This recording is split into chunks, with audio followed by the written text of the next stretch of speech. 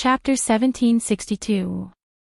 In the end, although the attacking military elves were cleanly dealt with by Leola, the flying ship suffered severe damage and was unable to continue taking off. Without any other choice, the person in charge of the ship could only request assistance from the gods' parliament and have them send another flying ship over. While waiting for the arrival of the flying ship, the elven messengers could only continue to stay where they were and rest.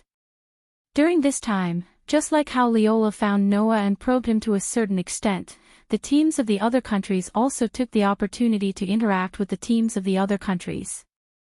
They feigned civility and attempted to obtain as much information as possible that would be beneficial to them. However, there were two teams that didn't send anyone to probe. One was naturally the Dragon Emperor Knights that Leola had previously displayed her invincible prowess. Claire, Linley, Frianna, and Alice weren't the only ones who were extremely fearful of Leola's strength. The rest of the elves were also extremely fearful of Leola and didn't dare to rashly approach and inquire about her strength. The other team was the fairy tale that Noah was in. If it was said that the reason why the teams from the other countries did not test the Dragon Emperor Knights was because they were afraid of Leola, then the reason why they did not test the fairy tale was because they were afraid of her. That's right, afraid. No matter which country the elven messengers were from, they were all afraid of approaching that fairy tale. There was no other reason other than the existence of the male elven messenger Noah in the fairy tale. Like Claire, Linsley, Fianna, and Alice, as pure witches who could communicate with elves, all the elven messengers here were rather pure. It was truly too difficult for them to approach a male that they normally wouldn't have the opportunity to interact with. Therefore, even though many people were curious as to why Leola would find Noah, none of them chose to probe and instead stayed far away. Of course, there would definitely be a lot of private discussions about it. That's a male elven messenger like Demon King Solomon over there. He doesn't seem very scary, don't be fooled by his appearance. That's a male elven messenger, an existence like Demon King Solomon. Yeah. If I approach it rashly, I might be tainted. Maybe I'll be eaten. She might even get pregnant. Are you serious? Of course it's true. Didn't you see that the Demon King already has 4 innocent girls who have been captured? How pitiful, evil Demon King, we must defeat him at the Elven Sword Dance Festival. That's right. If I let him win, I don't know if he will make an outrageous wish. For example, for us to hold hands with him or something like that. Wah! That's too much. Similar discussions like this kept coming from all around, and Noah really had the urge to find a hole to hide in. Especially the part about making an outrageous wish, but in the end, it was to hold hands. Noah had the urge to complain. These girls were so pure and innocent. Did their families know about it? Noah was starting to worry about how these girls were going to get married after they retired. Could it be that there were still people who thought that they could get pregnant just by kissing? With that thought, Noah began to size up the surrounding elven envoys. Quick! Look! That Demon King is looking at us. It's true. Don't look at him. You'll get pregnant if you look at him. Wah! Suddenly, there was a commotion around them. Noah finally understood. He really underestimated the purity of these girls by thinking that they could get pregnant just by kissing. Wasn't this? They were starting to think that they could get pregnant just by looking at Noah. What a trap. Just as Noah felt that it was getting more and more difficult to bear, finally, a new flying ship came from the other side of the sky and slowly landed in front of everyone. Only then did everyone enter the new flying ship in an orderly manner. Under the flying ship's transport, they once again flew in the direction of the Holy Realm. Ragnarisa. That was the Holy Realm that belonged to the Wind Elf King's territory. The main body of the Holy Realm was an island. It was a huge floating island surrounded by steep mountain ranges, suspended between thick clouds. Looking from afar, that huge floating island looked like a fairy island. It was very beautiful. Riding the flying ship, the elven envoys who were participating in the Elven Sword Dance Festival arrived at the floating island and disembarked at the port. After arriving at the port, the elven envoys would change into teams and take the carriages prepared by the deity ceremonial institution to a tower located in the center of the island.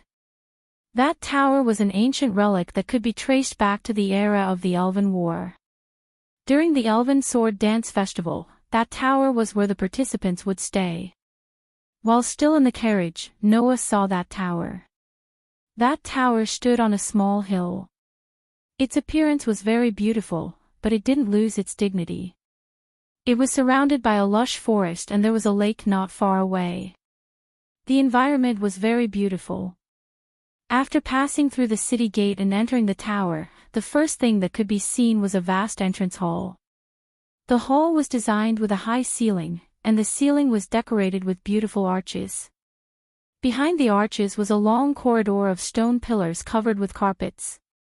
The lighting devices were not lamps, nor were they elven oars. Instead, they were light elves that floated in the air like fireflies. At first, Noah thought that as a relic from thousands of years ago, this place would look very ancient. However, after entering, Noah discovered that although this was a relic, it had been modified many times over the past thousands of years. He could hardly see the original appearance of the relic. However, there were still some ancient carvings on the walls and pillars.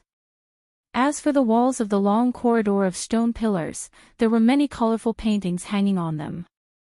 Those paintings depicted the elven concubines who directly served the Elven King, as well as the victors of the Elven Sword Dance Festival. Among them, there was Grey, who had won 24 years ago, and Lillian Asubble, who had won 3 years ago. As Noah looked around these historical sites, he was led to a room by which G of the Gods Parliament. The teams that were preparing to participate in the Elven Sword Dance Festival would all be given a room. However, because Noah was a male elven envoy, the Gods Parliament naturally wouldn't let Noah stay with a bunch of innocent young ladies. Of course, Noah was only one person, so he couldn't get a room of the same size as the rest of the teams. Instead, he was assigned to a small room that was more remote. After that, which G of the Gods Parliament, who was leading the way for Noah, seemed to be really afraid of being sullied by Noah, and hurriedly ran away. Noah could only watch her leave speechlessly as he sat on the bed. Claire, Linley, Fayanna, and Alice should be in the room unpacking their luggage. Because Noah had put all the necessities into the gift card, he didn't bring any extra luggage. Naturally, he didn't need to spend any effort to unpack. Thus, Noah took advantage of this time to continue looking through the information given by the Alicia Elven Academy. According to the information, there were a total of 24 teams participating in the Elven Sword Dance Festival this time. It's much less than I expected. The Elven Sword Dance Festival wasn't something that could be participated in just because one wanted to. Basically, according to the Gods Parliament's allocation, every country could only have one participant. Only a few large countries with many outstanding elven envoys could have more than one participant. For example, the Alphys Empire only had one participant. The Kurna Empire, located in the east, had 2 participants. Apart from the Alicia Empire, there was only one other country that had 3 participants, Holy Georgia. As for the Draco Duchy of Dolagunia, they had 2 participants. I just don't know what kind of people are in the Purgatory Apostles. As soon as he said this, a sweet laughter suddenly sounded from Noah's room. At least, I can tell you that there's someone as scary as Lotus in there. Chapter 1763. Almost at the same time that sweet laughter rang out, several pitch-black feathers fluttered down from the sky and slowly landed on the ground. Noah, who had sunk into deep thought, was slightly startled. He immediately raised his head and looked in the direction of the window. There, a young girl was sitting on the windowsill. She was wearing a dark robe that seemed to represent inauspiciousness, exuding a profound aura. His long, black, and straight hair that reached his waist hung down softly, slightly moving up and down as the wind blew. The young girl opened her eyes that were as dark as dusk and looked straight at Noah. Her delicate face was like the most perfect piece of art, and she had an equally perfect smile. That scene was simply as beautiful as a painting, and it was enough to make anyone lose their mind. Although Noah did not lose his mind, his attention was completely attracted by the young girl. Looking at the graceful and beautiful young girl sitting on the windowsill, Noah muttered in a low voice. Lestia, this young girl was the contract fairy of the Demon King. The highest dark elf, Lestia. Although she was an elf, Lestia's temperament was extremely elegant and beautiful. There was no difference between her and the humans. And such a young girl, at this very moment, appeared in Noah's room without any ill feelings. She looked straight at Noah with eyes that were as mysterious as dusk, and her beautiful face outlined a mesmerizing smile. You really came here after all. I know you don't want to see me here. Noah glanced at Lestia. After all, you don't want to see me take away the world fragment from Lotus and cause the Dark Elf King's power to go out of control, right? That's right. Lestia nodded without beating around the bush. Although Lotus has always said that the thing in her body doesn't belong to her, but to you, if she loses it, the power of the Dark Elf King in her body will go berserk, making Lotus become like King Solomon, swallowed by the power of the Dark Elf King and turned into a lump of pure resentment. I will absolutely not watch Lotus become like that. So, you're not here to persuade me not to participate in the Elven Sword Dance, are you? Noah pursed his lips. Don't you think it's a little unrealistic to talk about this now? Of course I know. Since you're here, you'll definitely take away the thing in Lotus's body. Lestia's beautiful eyes rippled like the surface of a lake. Of course I know that. It's useless to say anything now. After saying this, Lestia gently jumped down from the window. Her toes touched the ground as if she was dancing. With a light leap, she arrived in front of Noah. Then, under Noah's gaze, Lestia's delicate face still carried a perfect smile as her delicate body slowly bent down. Because Noah was sitting on the edge of the bed, when Lestia bent down, her beautiful face was immediately pulled closer to Noah's face. Her beautiful face was tightly locked with Noah's eyes, causing a burst of fragrance to waft into Noah's nose. At such a close distance, if an outsider saw this, they would definitely think that Noah and Lestia were a pair of lovers. At this moment, if someone were to barge in, they would definitely think that Noah and Lestia were about to kiss. That scene could only be described as ambiguous. However, if one thought about it carefully, in reality, Noah and Lestia's relationship was not good, let alone good. It wouldn't be an exaggeration to say that it was bad. The proof was Lestia's next sentence. Have you never thought that I'm here to kill you? Undoubtedly, the content of her words was very creepy. However, Lestia's words were very suggestive, as if she was confessing to her sweetheart. If it was a less resolute man, at this moment, perhaps even the words, "If it was you, it wouldn't matter even if you killed me," would have slipped out of his mouth in a delirious manner, right? Unfortunately, Noah was not that type of man. Although Lestia was indeed very beautiful and very elegant, it was not enough to make Noah fall for her. If you can kill me, then you can try it here. Noah smiled indifferently. Of course, if you fail, I don't think I need to tell you the consequences, right? Hee hee. Lestia let out an enchanting laugh. Her eyes, which were rippling like the surface of a lake, gradually regained their calm. How scary. After saying that, Lestia wanted to straighten up. However, at this moment, Noah suddenly reached out his hand and hugged Lestia's slender waist, pulling her into his embrace. Lestia did not expect Noah to suddenly do this. She did not even have time to react before she was pulled into Noah's embrace. Her delicate body was tightly pressed against Noah's body. This position was even more ambiguous than before. At first glance, it was obvious that they were lovers intending to be intimate.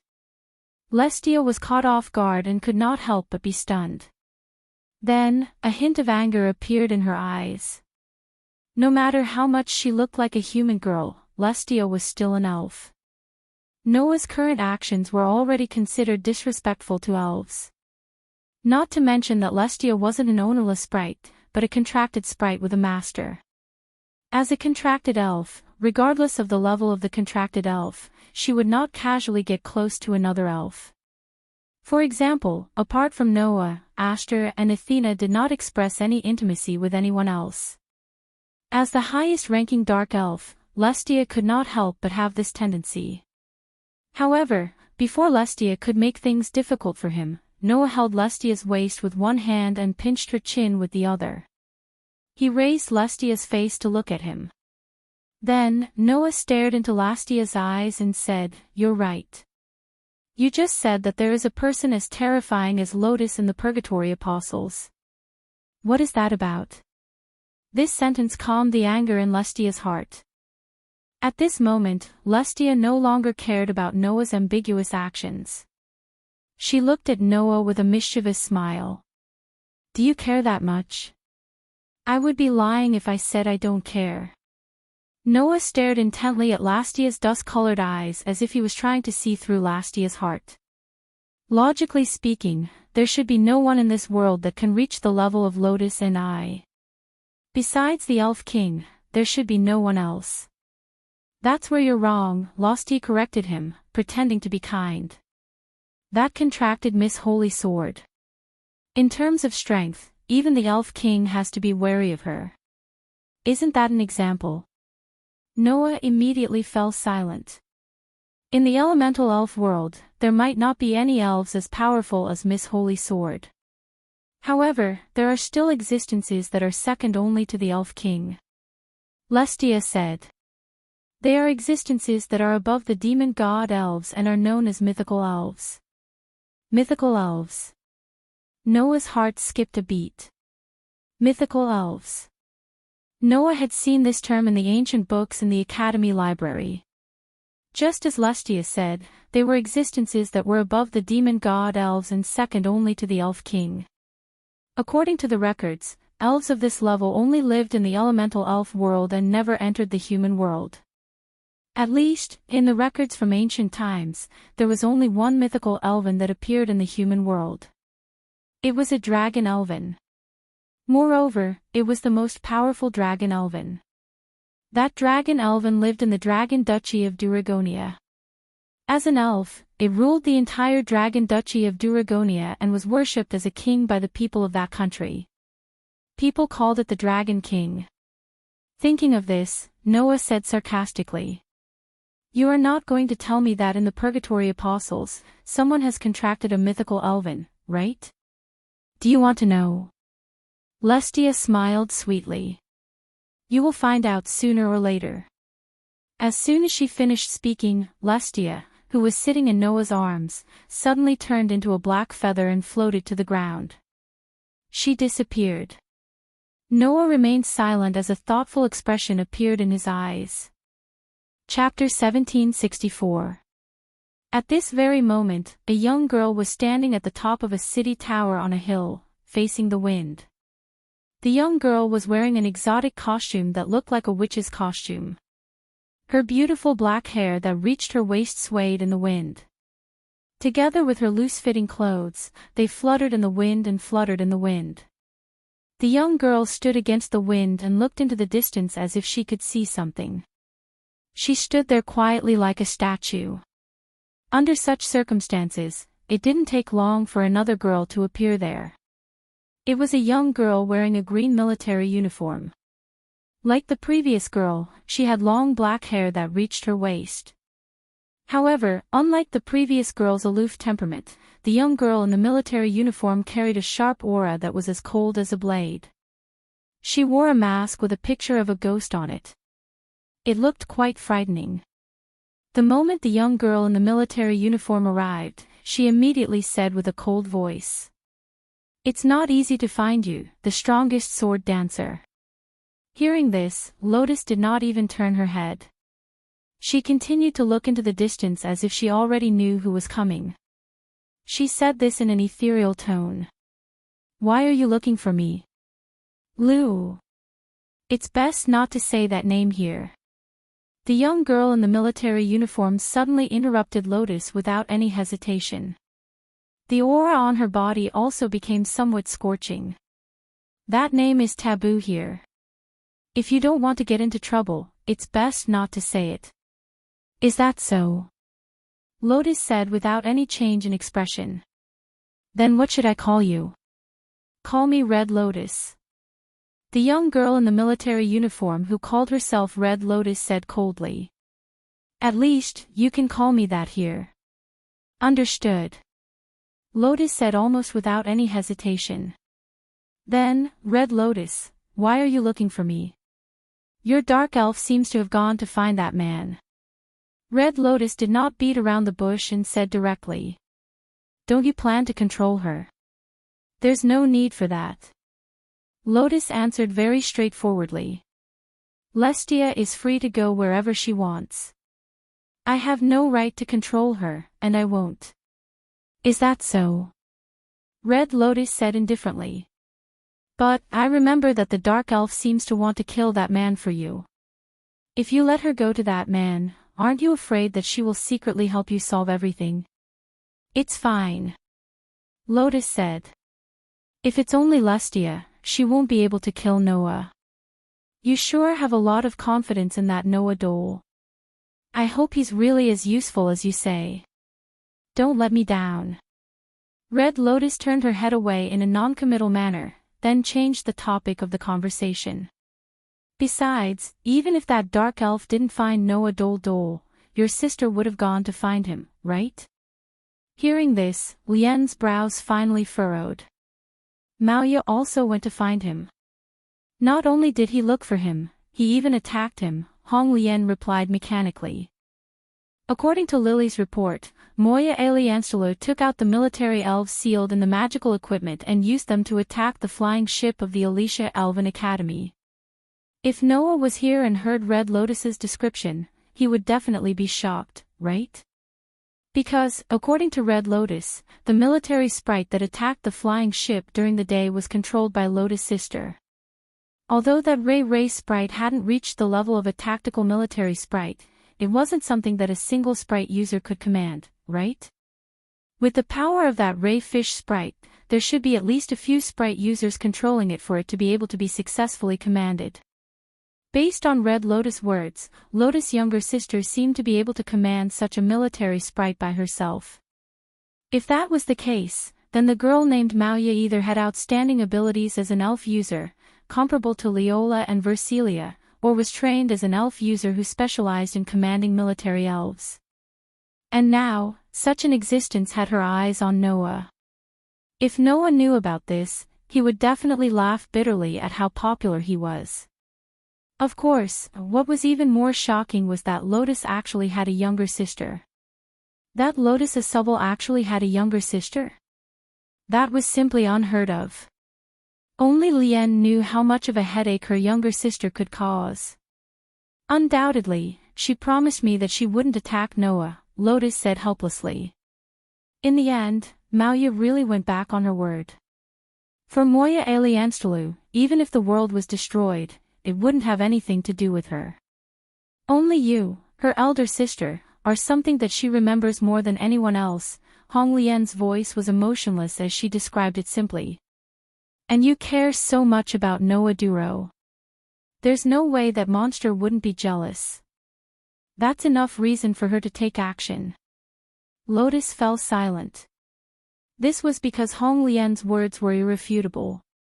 Although it sounded unbelievable, Moya Alianstalu was such a person. She admired Lotus morbidly. She longed for Lotus morbidly. She adored Lotus morbidly. This was Moya Alianstalu, a young girl who gave Lotus a headache. Forget it. Lotus sighed. In any case, even Moya probably can't do anything to Noah, right? Unfortunately, the one who dealt with the military elf controlled by Moya Alianstalu wasn't Noah Doria, but the princess of Chi Dragon. Hong Lien cast her gaze on Lotus. I haven't seen his strength yet, so I'll maintain a wait-and-see attitude for now. If he's really as mysterious and powerful as you say, then that's great. My plan should be of use to him, Hong Lian said coldly. If that's just your one-sided opinion, although it's a pity to lose a useful chess piece, since you're on my side, I have nothing to lose. With that, Hong Lian turned her back to Lotus. Just as she was about to leave, she seemed to have thought of something and said this. There will be a ceremony tonight in the form of a ball. Do you want to participate? A ball? Lotus pondered for a moment, then shook her head. No need. If you want to participate, you can go with Lily. Oh. Hong Lian was surprised. I thought you would go and meet him. I've already told him everything that I should have told him, Lotus said in a tone that was filled with a strong will. Next, I just need to communicate with my sword. That's enough. Up to you. Hong Lian was silent for a moment, then said. If that's the case, I won't participate. Let me see how valuable Noah Doria is at the Elven Sword Dance Festival. After saying this, Hong Lian didn't stay any longer and left. Only Lotus continued to stand against the wind. She held her heart with one hand as she softly muttered. Has this moment finally arrived? The sky began to darken as Lily and Ashubal muttered. Night fell here. Under the gradually darkening night sky, the city tower located on the hill was still brightly lit. It was quite bright. Of course, it wasn't the light from the lamps, but the light released by the light fairies. Therefore, even in the courtyard, there were still light particles floating in the air like fireflies, illuminating the entire space. Under such circumstances, in the darkness, a petite girl in a black robe slowly appeared and stepped into the courtyard. The moment the petite figure appeared, the small light fairies in the surroundings seemed to have seen something terrifying. They all flew away in fright, causing the entire courtyard to become incomparably dark in an instant. In the next second, the girl lifted the hood of her black robe, exposing her face to the air. It was a girl who looked to be about 12 or 13 years old. She had a head of long, dark gray hair tied into two ponytails that drooped on both sides of her head. The girl raised her head and looked into the building in front of her. A ferocious light flashed in her eyes. I won't let anyone take my sister away. I won't. A mark flashed on the back of one of the girl's hands. Chapter 1765. At the same time, when the sky started to darken, Noah, who estimated that Claire, Linley, Fayanna, and Alice should have finished packing their luggage, walked out of his room and headed towards the girls' room. The opening ceremony of the Elven Sword Dance Festival would be held tonight. Therefore, not only the elven messengers who came to participate in the Elven Sword Dance Festival, but even the royal family of the various countries would come to the dance venue to observe. However, they didn't have to attend this dance. Apart from the royal family of the various countries, the elven messengers who were preparing to participate in the Elven Sword Dance Festival were free to choose whether to attend or not. There were no restrictions. Noah didn't want to attend. As the only male elven messenger, if Noah appeared at the dance venue, who knew what kind of strange gazes he would attract from the royal family of the nobles? To those pure elven messengers, Noah only needed to have the factor of being a male to be looked at in a different light. Moreover, which G of the gods' parliament valued purity even more than the elven messengers. Basically, she was in an environment where the opposite sex was completely isolated. Wouldn't she look at Noah in a different light? After so many lessons, this time, Noah didn't want to be looked at like a monkey in a public place and be pointed at by others. Therefore, Noah wouldn't attend the dance. As for whether the girls in the team would attend, Noah didn't know. Therefore, Noah felt that he had to ask for the opinions of the team members first. Ugh! Just as Noah passed by the courtyard, a slight strange sound entered Noah's ears. Immediately, Noah stopped in his tracks. Because that sound, no matter how he heard it, sounded like a painful groan that had been deliberately suppressed. At that moment, Noah turned his head and looked in the direction of the voice. He slowly approached the source of the voice. Not long after, Noah saw it. In a dark corner of the courtyard, a girl was supporting herself against the wall with one hand and covering her heart with the other, letting out that suppressed groan. Noah could clearly see that the girl was wearing a beret on her head. The beret was embroidered with the emblem of a flying dragon. A dragon emblem? Noah said in surprise. Raviola Lancaster. Hearing someone calling her, Leola's slender shoulders trembled slightly, then she slowly turned her head. At this moment, Noah's eyes suddenly narrowed. The eyes of Leola, who had turned around, were incomparably scarlet red. It was as if they were filled with blood.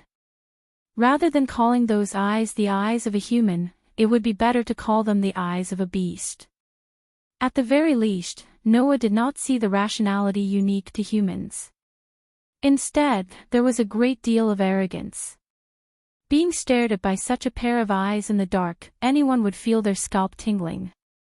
Although Noah did not become like this, he still frowned. "What's wrong with you?" "It's you." Leola clutched her chest and also frowned. "Why are you here?" "You're the one who asked me first." Noah pursed his lips. "I just happened to pass by." "Is that so?" Leola stared at Noah with her scarlet eyes and spoke in a cold voice. "If that's the case, you better stay away from me.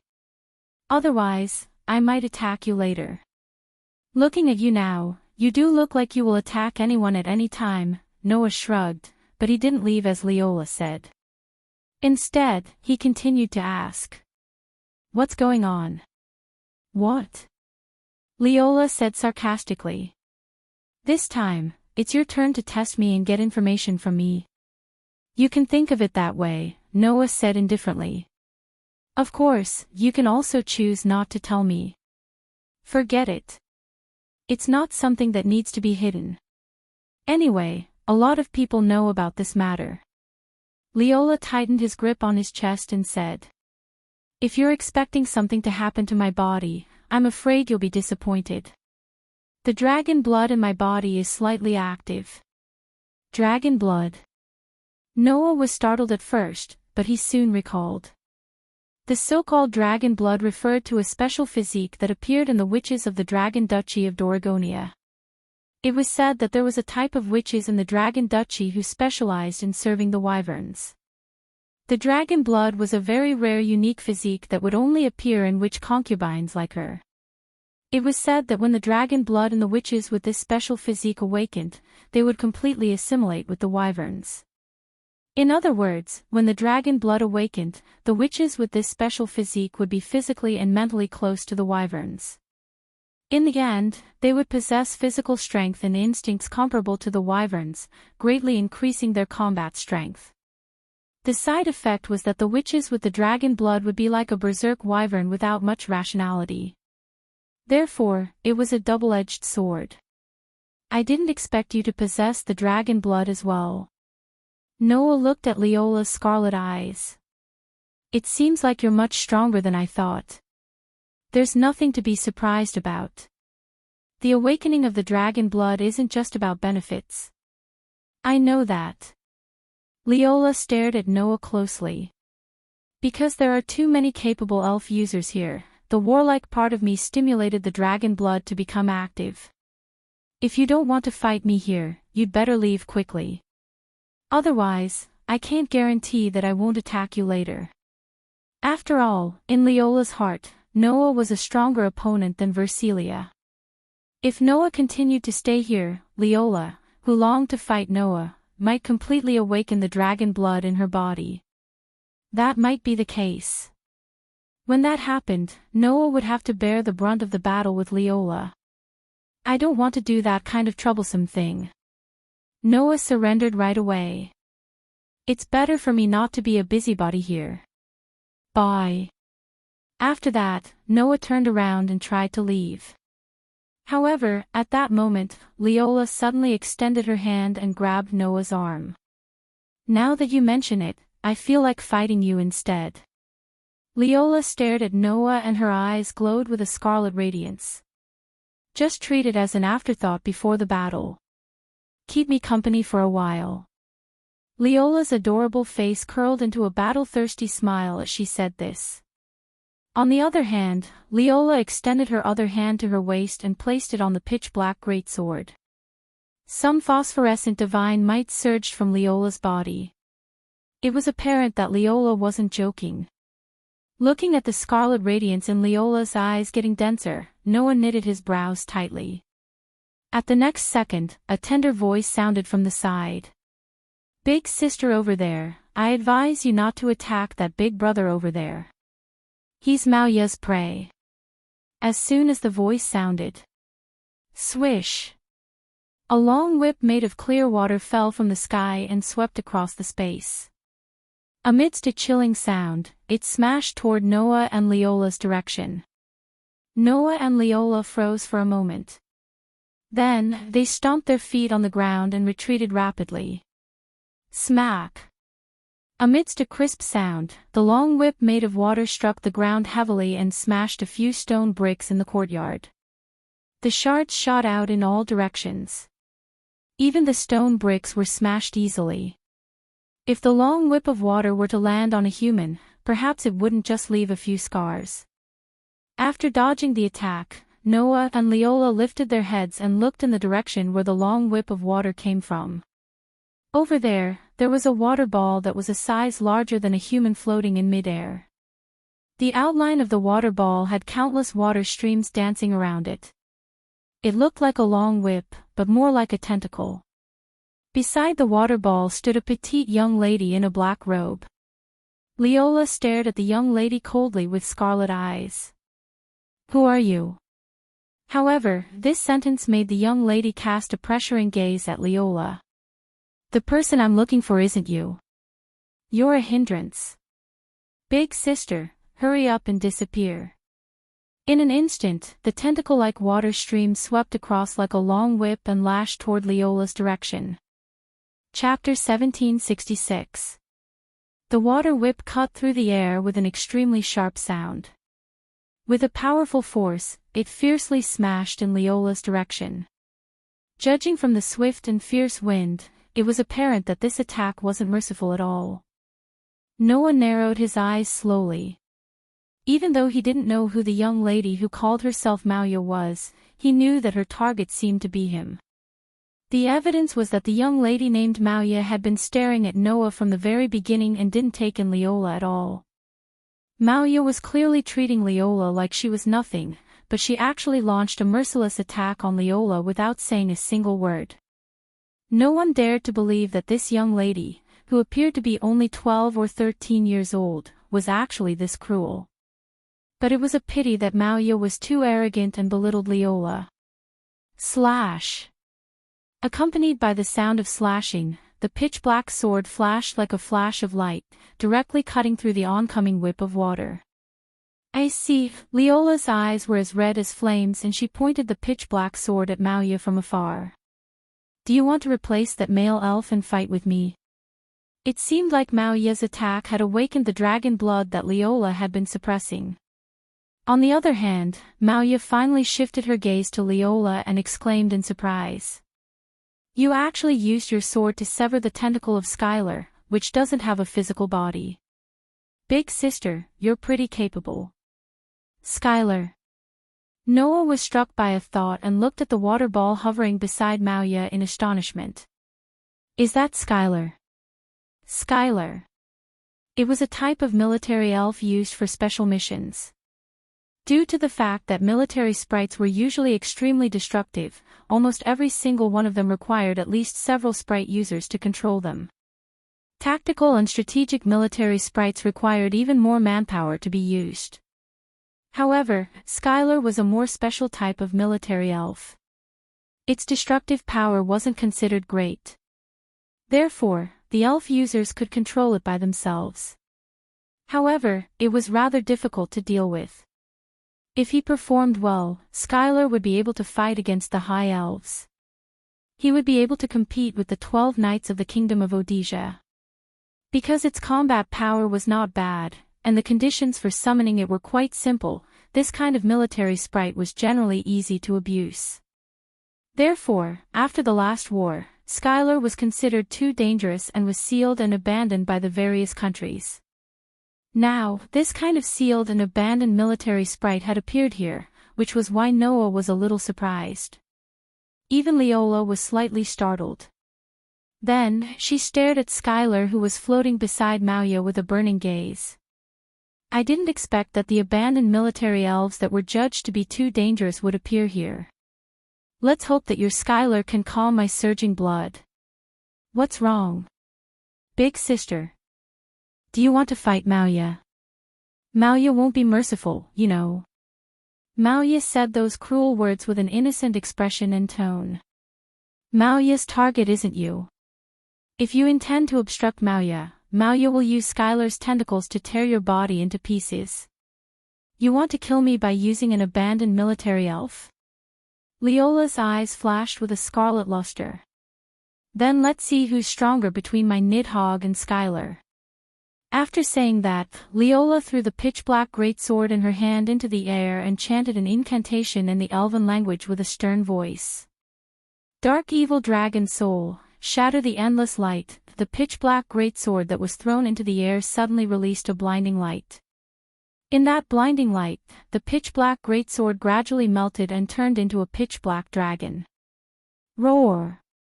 It was the most powerful dragon elf in the Dragon Emperor Knight Legion of the Dragon Dukedom of Dragon Dukedom, Nidhogg. The pitch-black dragon let out a roar that shook the air. It opened its ferocious dragon mouth and gathered pitch-black godly power. At this moment, even the surrounding air seemed to have been stirred up, suddenly becoming turbid. Mauya widened her eyes slightly and said in a low voice. Not good. I underestimated that big sister's strength. However, before Mauya had time to react, pitch-black scorching flames poured down from the sky like a flash of light. Boom! The pitch-black flames that descended from the sky landed on Skylar's body and exploded, setting off strong gusts of wind that crushed the stone bricks on the ground into rubble and shot out in all directions like bullets. The explosion peeled off the sand and exposed the surface of the ground. The surrounding flowers, plants, and trees collapsed one after another as if they were hit by a typhoon. That destructive power was simply ridiculously strong.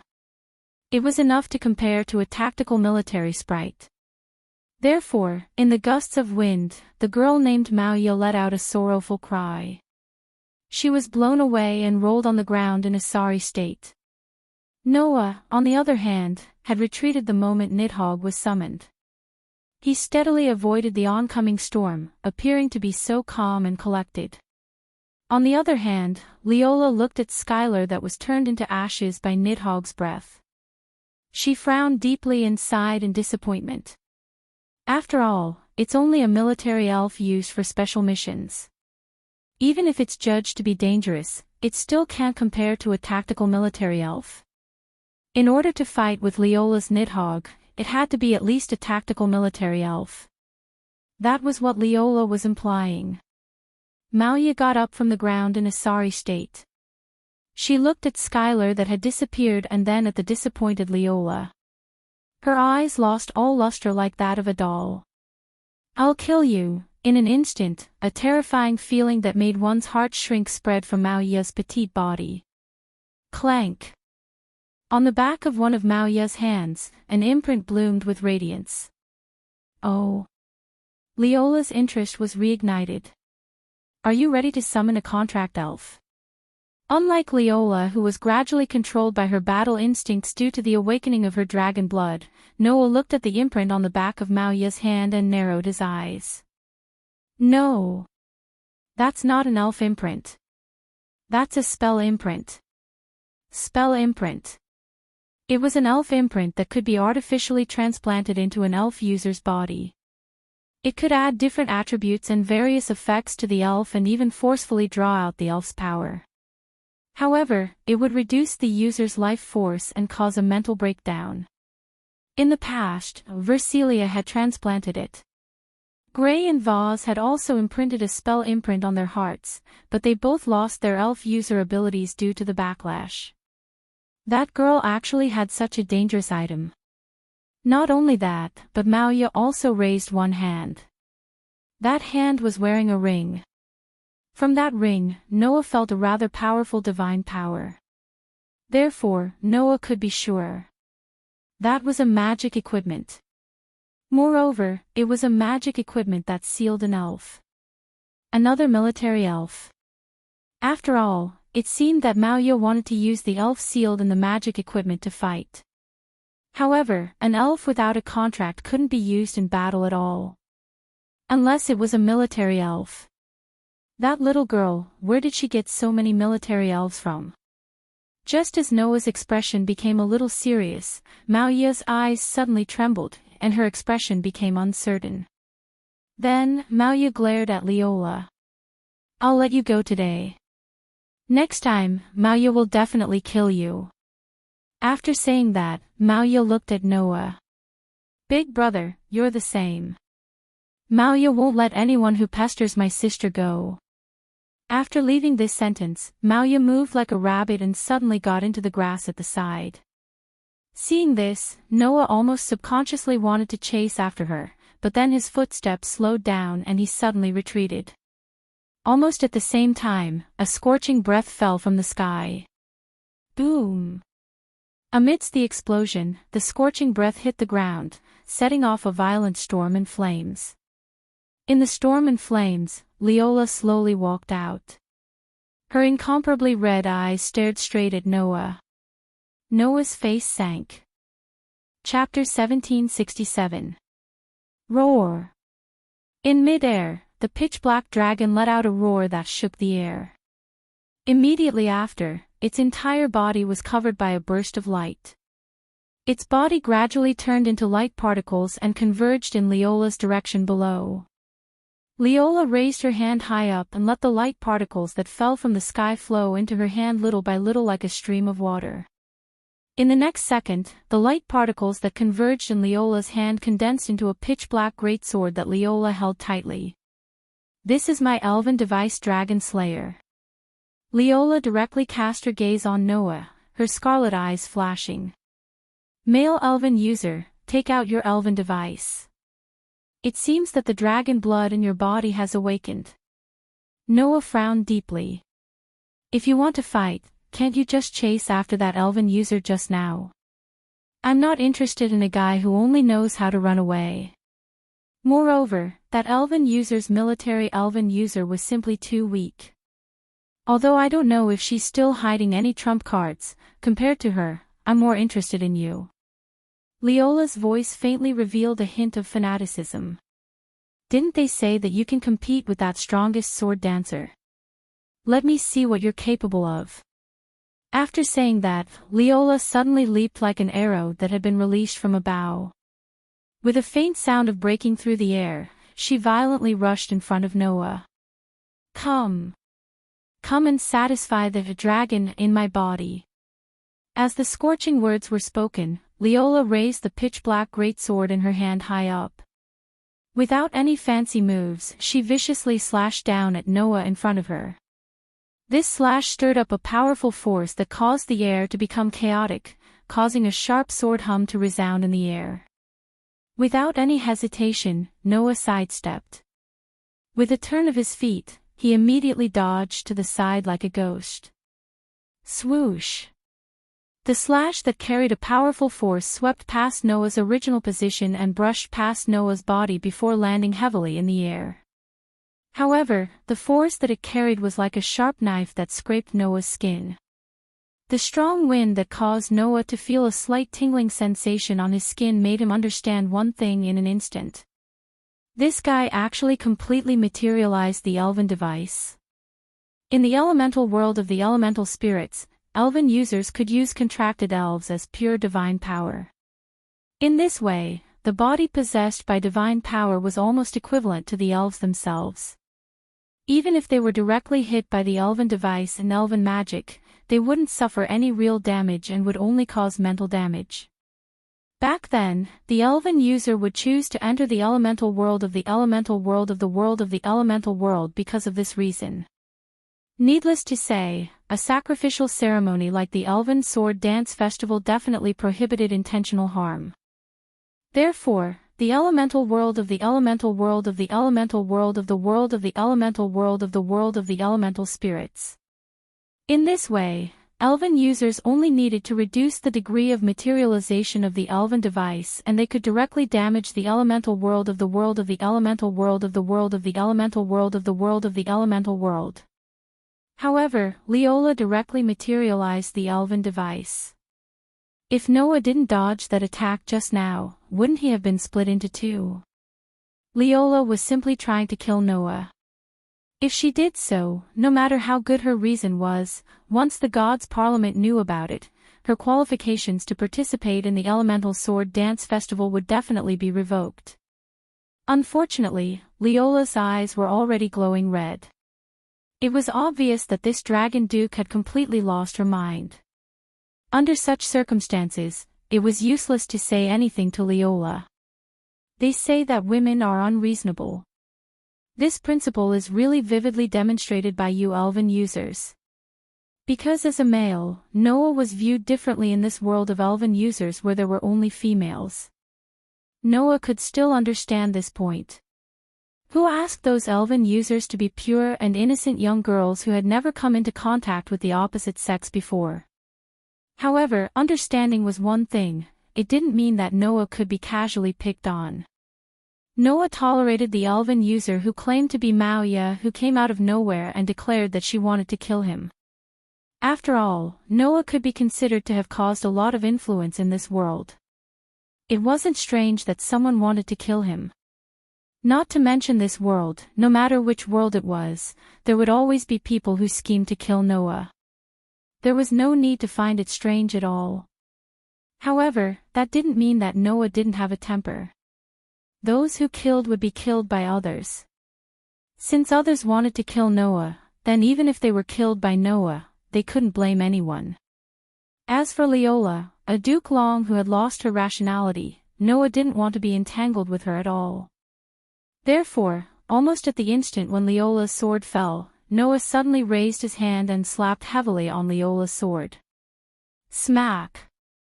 Along with a crisp sound, the elven device in Leola's hand was sent flying by Noah's slap. WH. Leola couldn't help but change her expression. At this moment, a voice sounded in Leola's ears. Although your strength has increased greatly after the enhancement of the dragon blood, you've lost half of your rationality. Your attacks are too easily seen through. An attack of this level won't be able to hurt me. After saying those words, Noah's body arrived behind Leola. Then, he ruthlessly chopped down on Leola's neck with his hand. Bam! Amidst the muffled sound, Leola's scarlet eyes widened. Then, her pupils began to slacken. Ugh! Leola staggered a few steps forward and turned her head with difficulty to look at Noah. Noah Dole, after squeezing out those words, Leola fell limply to the ground. Noah extended his hand and caught Leola in his arms. For an instant, Noah could almost clearly feel the softness of Leola's delicate body and the elasticity of her plump upper body. This dragoness is surprisingly well endowed. After leaving such a thought, Noah placed the fainted Leola on the ground. Then, he stood up and looked in the direction where Maoya disappeared.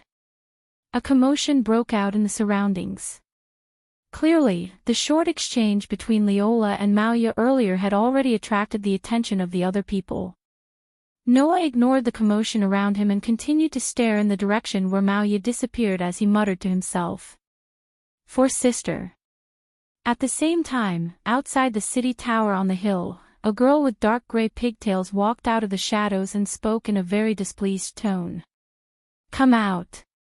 Just as Maoya's voice fell, a girl suddenly and silently appeared from another shadow. It was a girl who looked older than Maoya and was about 15 or 16 years old. The girl had a coffee-colored complexion. Her hair was emerald green, her eyes were crimson red, and she had a pair of long, pointy ears. She was from the same subhuman race as the merchant of the Skeleton Alliance, Vivian, who once gave Versilia the incantation the Elfie tribe. Maoya spoke in an extremely displeased tone to the girl from the Elfie tribe. Lily, why did you stop me? It would be strange if I didn't stop you, right? The girl from the Elfie tribe named Lily frowned. You actually tried to kill a contestant of the Elven Sword Dance Festival in such a place. Do you want to be disqualified? Maoya doesn't care about that kind of thing. Maoya puffed up her cheeks. As long as I can kill that big brother who is pestering sister, Maoya will be satisfied. But if you do that, Lady Lily and Isubel will not be happy. Lily tried to persuade him. Not to mention, you also plan to release the military elf sealed in the ring. That's too wasteful. Anyway, I have to use it sooner or later, right? Maoya didn't look regretful at all and glanced at Lily. Lily, every time Maoya wants to make a move, you always use sister to pressure me. Do you really think Maoya won't kill you? Lily's body froze on the spot. Humph, Maoya coldly snorted and turned away. If there's a next time, Maoya will definitely kill you. Lily heaved a sigh of relief. Chapter 1768. Idiot. In a rather spacious room, Claire was throwing a tantrum at Noah. Do you want to be disqualified? Engaging in a personal fight right before the start of the Elven Sword Dance Festival. This matter wasn't a big deal, but it wasn't a small one either. If the members of the House of Gods thought that Noah's personal fight with Leola was hindering his opponent's performance in the Elven Sword Dance Festival, it was entirely possible that it would be considered a violation of the rules. Noah could only express his innocence. I was just passing by. I didn't participate in any personal fight at all. It was that Maoya and Leola who suddenly started pestering me. What could I do? After Leola was knocked out, the people who rushed to the scene due to the huge commotion all thought that Noah and Leola were having a personal fight. It even caused a commotion. Later on, it was Leola who woke up and explained the matter clearly that the commotion stopped. However, Leola seemed to have completely targeted Noah. Before she left, she looked at Noah with a burning desire to battle even though there was no longer any arrogance and bloodthirst in her eyes. You are indeed not a simple person to be able to knock out my elven equipment so easily when I'm in the dragon blood awakening state. I look forward to having a proper battle with you during the Elven Sword Dance Festival. Leola only left after leaving these words that sounded very much like what a battle maniac would say. This made Noah feel like he was being cheated. He was really just passing by. Why did he cause so much trouble? But who is that Maoya? Alice expressed her doubts. She actually attacked a contestant right before the Elven Sword Dance Festival. Even if she wasn't a contestant, she would still be banned by the House of Gods, right? How would I know where that girl came from? Noah sighed. According to what she said, it seems like she wanted to kill me because she didn't want me to pester her sister. Pester her sister. Linley was stunned. Then, she looked at Noah in disbelief. Could it be? Could it be that you attacked a cute girl the moment you arrived? Her words made the other innocent young ladies widen their eyes and cast cold gazes at Noah. So that's how it is. Then it makes sense. Claire glared at Noah. It's because you shamelessly attacked his sister that he wanted to kill you at all costs, right? I didn't expect that the man that Leanna Subble values is actually this kind of person. Fayanna said regretfully. Undoubtedly, you have so many cute girls around you, yet you're still going to attack girls from other countries. Could it be that you, a male elf, have finally awakened your Demon King side? I really misjudged you. Alice teared up as if she had been betrayed. She pulled out the knight's sword at her waist and pointed it at Noah's throat. I'm going to make you into chicken risotto. Noah fell silent. A second later, Noah narrowed his eyes and muttered to himself. can't you have a more interesting reaction? How many times has it been? Seeing that Noah was powerless to explain himself, Claire, Lindley, and Alice acted as if they had found evidence. They became agitated and made a ruckus, which annoyed Noah to no end. At this moment, Noah really had the urge to tie all of these girls up. Looking at this scene, Fianna blinked her eyes as though her prank had succeeded. So popular, if this situation was called popular, then Noah sincerely hoped that he was someone who wasn't loved by his uncle or grandma. At this moment, a knock on the door sounded, which made the group of girls stop fooling around. Then, before anyone could say anything, the door was directly opened by someone. Immediately after, a small figure suddenly rushed in from outside the door, rushing in the direction of Lindsay Lay. Sister. Following this delicate and crisp voice, a small figure rushed in from outside the door and directly jumped into Lindsay Lay's arms. Wah! Lindley was startled. Everyone also looked over. In Lindsay Lay's arms, a little girl was hugging her tightly. It was a little girl who looked about 10 years old. The little girl had a head of light blonde hair that was as gorgeous and noble as Lindsay Lay's. She was wearing a small white dress, and her clear eyes revealed the innocence of a child. Her appearance was also very cute. Taking a closer look, this little girl was somewhat similar to Lindley. Seeing this little girl, Lindley cried out in surprise. Miriu! Why are you here? Hearing this, the little girl called Miriu raised her head and said to Lindley with a happy face. Carol brought me here. As soon as she said this, Carol, who was wearing a maid uniform, ran in while panting. Miss Miriu. It's very rude to enter someone's room without permission. It's okay. The little girl called Miriu said indifferently. Anyway, this is the room of sister and sister's friends. Only then did the crowd realize what was going on. Hey, Lindley, Fianna said curiously. Is this your sister? That's right. Lindley nodded. This is my family's youngest sister. As soon as Lindley's voice fell, Malaya broke free from her sister's embrace, lifted her skirt, and courteously performed a standard aristocratic salute to everyone present. I am the third daughter of the Lawrence Frost family. My name is Miriu, please take care of me. Seeing Miriu's courteous appearance, Fianna and Alice had a good impression of her. So polite, as expected of the daughter of a famous noble family. Alice, that's right. Compared to this child, Claire is more like a child. Fianna, Lou. So long-winded. Claire seemed to have some self-awareness and couldn't help but say angrily. I can also be very polite. Noah accidentally made an unexpected sound. What is the meaning of this? Claire immediately flew into a rage. However, this only made Claire seem even more childish. Only Lindsay Lay said with a proud look on her face.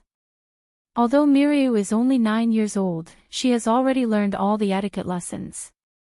She is different from Claire. What do you mean by different from me? Claire shouted angrily at Lindley. I've also finished all my etiquette lessons. As soon as she said this, everyone fell silent and looked at Claire with pity. Under that gaze, Claire's delicate body began to tremble. Then, she threw herself towards the bed with tears in her eyes. Anyway, I can only compare to a 9-year-old child. And I can't even compare to a fallen noble.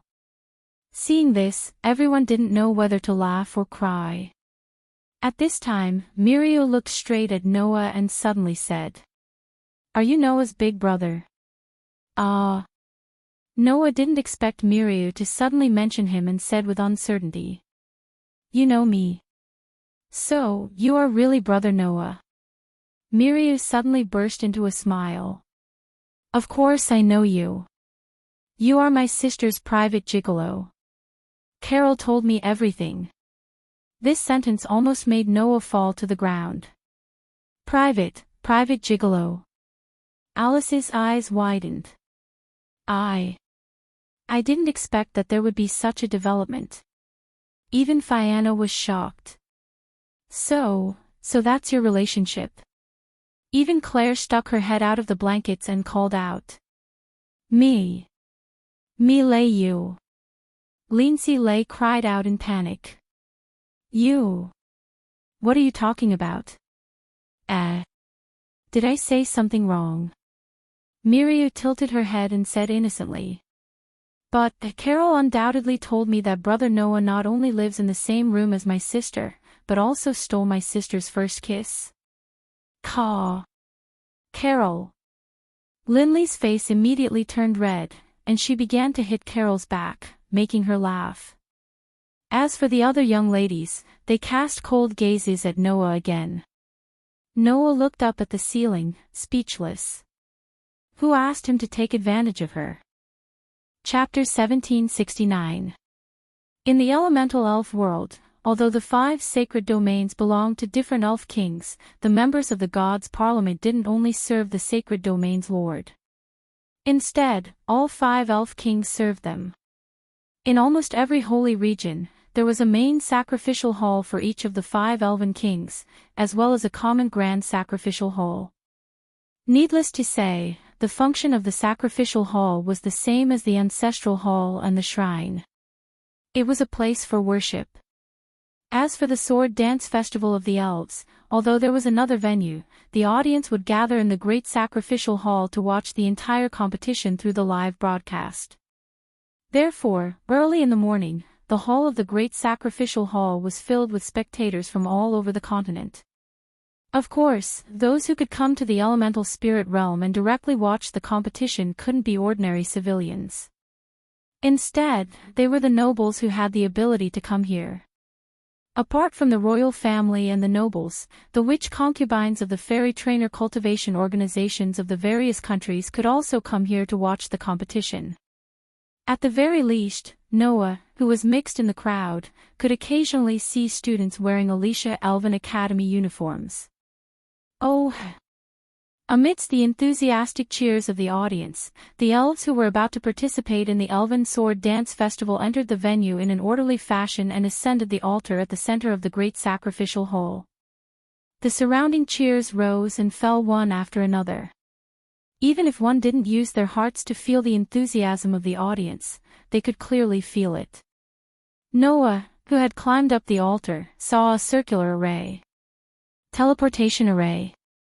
It seemed that the teleportation array was the channel used to send the contestants to the competition venue. Looking at the teleportation array, Noah began to mutter in his heart. I hope it works on me. With Noah's special physique that could repel mysteries below the level of gods, if the mysteries were to be used directly on him, they would be ineffective against him. Therefore, Noah could only hope that the teleportation array would not be directly used on a person. Instead, it would be like the gate of the elemental fairies. It would only be effective if it opened a door for him to pass through. If it's the type that directly affects humans, then I hope that the power used by this teleportation array is the power of the Elf King. After all, in this world, the only mystery that could work on Noah was probably the mystery that originated from the Elven King. After muttering to himself, Noah raised his head and looked around. There were a total of 24 teams participating in this year's Fairy Sword Dance Festival. At this moment, the 24 teams representing the various countries had all gathered on the altar. The elven envoys in each of these 24 teams were the elites of their respective countries. Thus, Claire, Lindsay, Fianna, and Alice were silent, a rare sight. Clearly, they were somewhat nervous. The elven envoys of the other teams seemed to be more or less the same.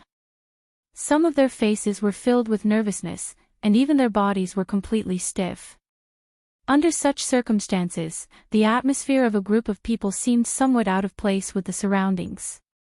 They were the elven envoys of the Dragon Emperor Knights that belonged to the Dragon Duchy of Draco, led by Leola. Unlike the other elven envoys, the elven envoys belonging to the Dragon Emperor Knights were like an army. Everyone stood in a row calmly, giving off a sense of oppression. The leader, Leola, also stood there with a calm expression. However, her eyes met with Noah's eyes, and a burning desire to fight surged in them.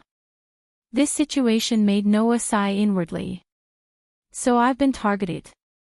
Come to think of it, he had to be more or less on guard against the Dragon Emperor Knights during the Fairy Sword Dance Festival, in case these people suddenly jumped out to cause trouble. At this moment, Claire nudged Noah with her elbow and said nervously, "Don't worry. Look over there." Hearing this, Noah followed Claire's gaze and looked in one direction. There was a team all dressed in black robes there. Looking at that team, Noah's eyes gradually narrowed. Is that the Purgatory Apostles? Without a doubt, that was the Purgatory Apostles that represented the Alpha's empire. In other words, Renasubble was among those people. However, what made Noah more surprised was that among the Purgatory Apostles, there was a person who was obviously shorter in stature. Although the other party covered herself tightly with a black robe, Noah, with his superb sensing ability, was able to distinguish the other party's aura. It was clearly the aura of the girl who called herself Maya who attacked Noah and Leola last night. So, she's a member of the Purgatory Apostles. Noah's eyes flashed. So, the sister she mentioned, could it be Renasubble? If that was the case, then everything made sense. In addition, among the group of Purgatory Apostles, Noah also felt a very strange aura from one of them. How should he describe that aura? Hot. That's right, hot. That person's aura was too hot, so hot that it seemed to be able to completely burn the air. That aura was even above Grey and Vaz, and even close to Renasubble's. Feeling that aura, Noah slightly frowned. Could it be that she's the person that Lestia mentioned is as scary as Renasubble? If that was the case, then Lestia wasn't lying. Bang! Just as Noah was lost in thought, a bonfire suddenly burned on the altar. Behind the bonfire, 5 princess-like witch maids in luxurious outfits slowly appeared and bowed in unison. Those are the elf concubines who serve the 5 elf kings. Fianna whispered to Noah. There's almost no chance to see them directly like this, you have to cherish it. Fianna's tone was a bit complicated. That was to be expected. After Rubia Elstian betrayed the Elf King, Fianna should have inherited her position and become the new elf concubine. However, at that time, Fianna had already lost her ability as an elf envoy and was forced to withdraw from the election, becoming the so-called lost elf concubine. Now, looking at the 5 elf concubines on the high platform, Fianna's emotions were definitely complicated. However, Fianna's emotions did not stop the flow of time. The appearance of the 5 elf concubines was only to announce the content of the Elven Sword Dance Festival. First, the stage of the Elven Sword Dance Festival was a vast forest area in the north of the floating island. It was a dangerous area where wild magic beasts and wild elves ran rampant. The representatives of each country would be randomly sent in teams and would compete in the competition for 7 days. Meanwhile, each country's representative contestant would receive a special spirit organ. That elf ore was called a magic stone. The outcome of the competition would be decided by the magic stones. The contestants had to carry the magic stones with them. Once a magic stone was taken away, they had to take it back within 1 minute. Otherwise, the small teleportation array in the magic stone would activate and forcibly teleport the contestant who lost the magic stone back to the Great Shrine. This competition would last for 7 days, and the 4 teams with the most magic stones would be chosen in the end. The 4 teams would then hold the finals to determine the winner. After announcing the content of the competition, the 5 elf concubines formed a hand seal. Clank! On the altar, the teleportation array began to blossom with light, illuminating the entire altar. At this moment, the competition officially began. Okay. Noah looked at his 4 teammates. Let's go in. Claire, Linley, Fianna, and Alice all took a deep breath and heavily nodded at the same time. Under the cheers of the audience, all the contestants began to step into the teleportation array and disappeared in the light. Noah also led the girls and stepped into the teleportation array. Suddenly, Noah raised his head and looked in a direction. There, Lotus Asubble raised her head and revealed her delicate and pretty face, looking at him. While looking at each other, Noah and Lotus slowly disappeared in the light. What could be called a predestined showdown was merely the announcement of the start. Chapter 1770. Whoosh! An extremely cold gale blew through the space, causing the temperature in the air to suddenly drop a lot, reaching a degree comparable to the cold of winter. Although this was a vast forest, it was still somewhat gloomy. A hazy mist filled the air. The cries of birds and beasts could be heard from afar. In the forest, low-ranked fairies floated aimlessly like balls of light, emitting a faint halo. Whoosh! The cold wind blew through the forest, blowing away the hazy mist. However, it quickly brought back the mist from afar, causing the visibility to become even lower. Those light ball-like fairies weren't affected at all. They continued to float back and forth in the space, appearing very unique. In a dazzling light, Noah's group was teleported to the depths of the forest. As soon as he appeared, Claire, Fianna, and Alice's group all shuddered at the same time. Ah! Fianna let out a sorrowful cry and hugged her body tightly. It's so cold, yeah. Even Alice, who had a contract with a wind fairy, couldn't help but shudder. Her lips were pale as she spoke. Why is it so cold here? Cold. Lindsay Lay, on the other hand, brushed her long hair back as usual, completely unaffected by it. Is it cold? I don't think so. Don't compare us to you. Claire glanced at Linley. You're not only an ice fairy, but your hometown is also in the snowy mountains at the border. How can you feel cold? It is indeed cold at the border. Noah reached out his hand and brushed the cold wind around them. It should be because this place is at the northern border of the floating island, so it's cold, right? In fact, if it weren't for the fact that Noah's group was wearing the Alicia Elven Academy's student uniform, they would be shivering from the cold. The Alicia Elven Academy's student uniform was protected by elven magic. Not only did it protect them from the cold, but it also provided some protection no matter what kind of environment they were in. And under such circumstances, the group of girls except for Linley still felt cold. One could imagine how cold it would be without the protection of the uniform.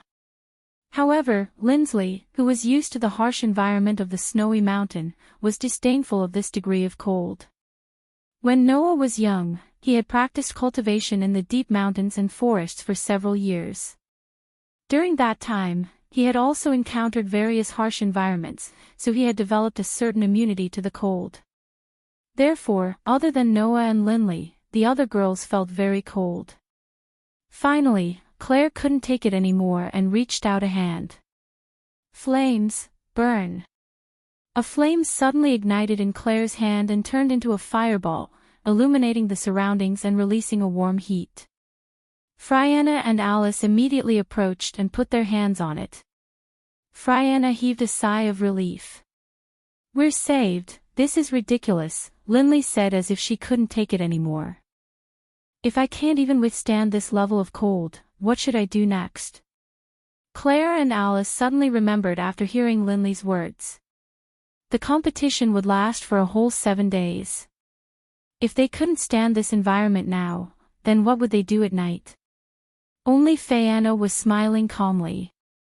Don't worry, as long as we find a place to settle down, I will set up multiple barriers there and turn it into our stronghold. When the time comes, we will add a cold barrier and be able to sleep comfortably at night. Hearing this, the group of girls felt relieved. Noah also nodded in agreement. A stronghold was very important. At least, with a stronghold protected by layers of barriers, Noah's group didn't have to worry about being attacked and could sleep comfortably at night. Moreover, as a former Elven Maiden candidate, the barriers set up by Fianna were definitely not as simple as protection. Fianna could rely on her superb ritual music to set up all kinds of barriers to protect the elven users, greatly increasing the strength of the elven users, and displaying all kinds of blessings such as eliminating fatigue, which would be of great help in battle. It's not just a battle. I can also set up a trap enchantment to make our enemies unable to return. I can also tame the wild spirits within the enchantment and make them help us fight, Fianna said with great confidence.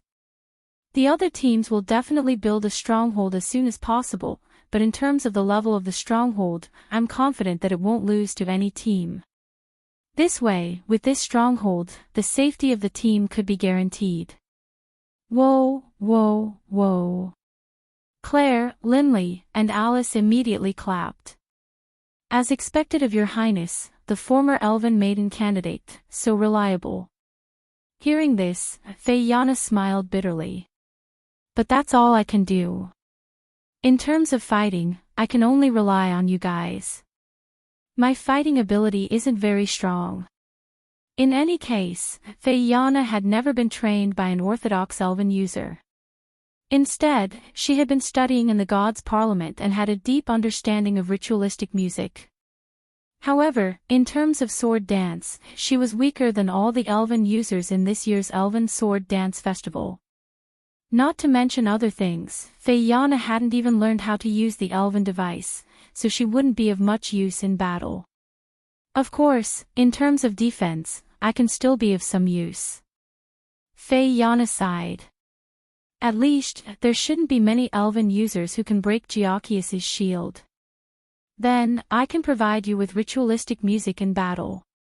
That's enough. Noah smiled slightly. You just need to let the contracted elves protect you. The rest is to concentrate on the ritualistic music. Leave the rest to us. Claire, Linley, and Alice all nodded, which made Fianna's expression look much better. So, what kind of place should we look for as our base? Alice looked around at her surroundings. This doesn't seem very suitable. That's true, Noah said after pondering for a while.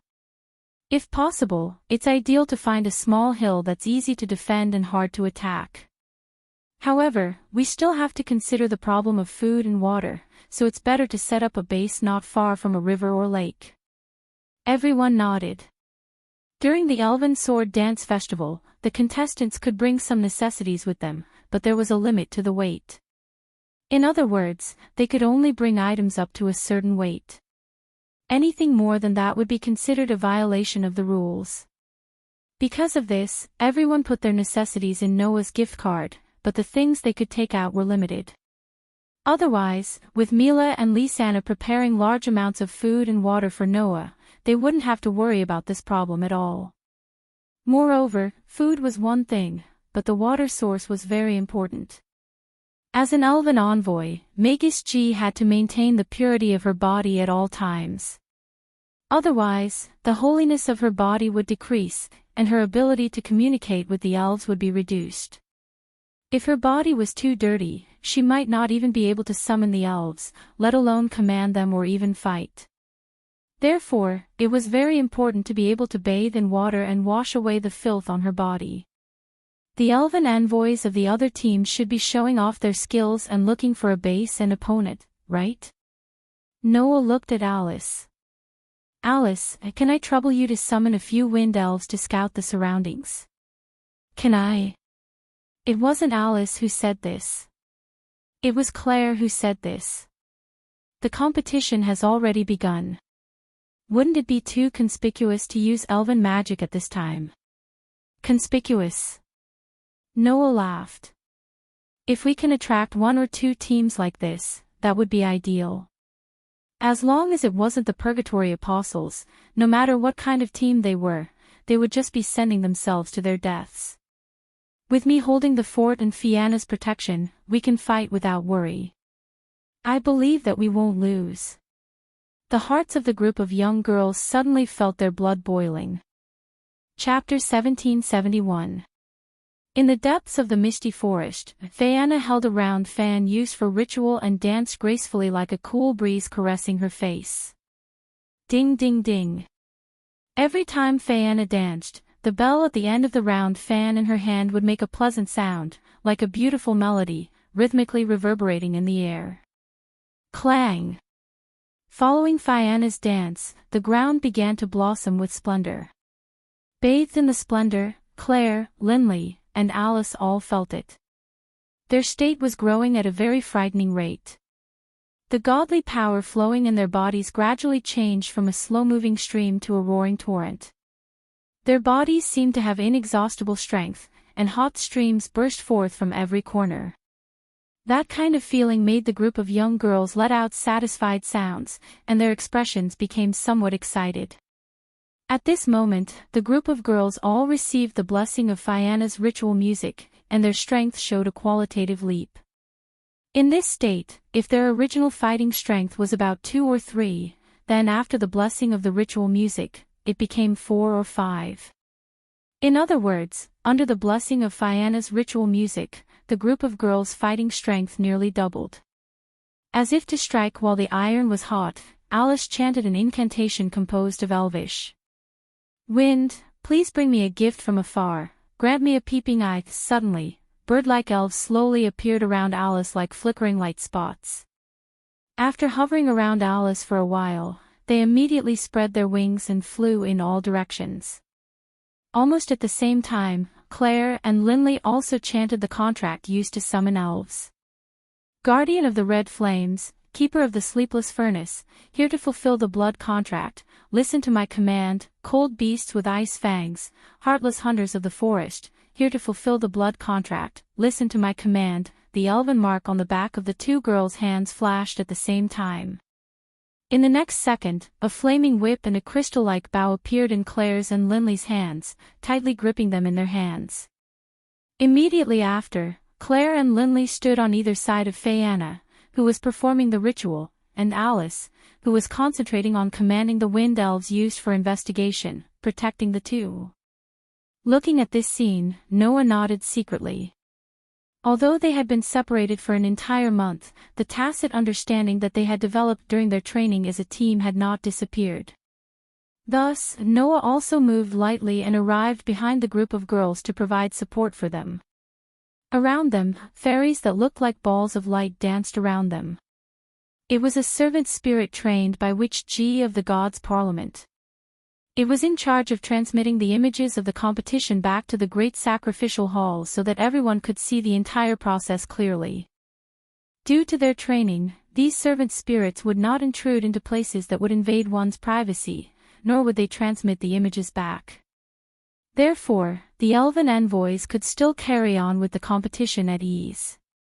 However, the work that Noah and the rest were doing at this moment was not considered private.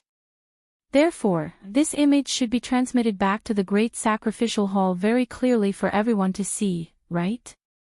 Under such circumstances, everyone worked wholeheartedly on their own work. At a certain moment, Alice opened her eyes and exclaimed in delight. "Found it! There's a place that's relatively close to here, and it's also near a water source."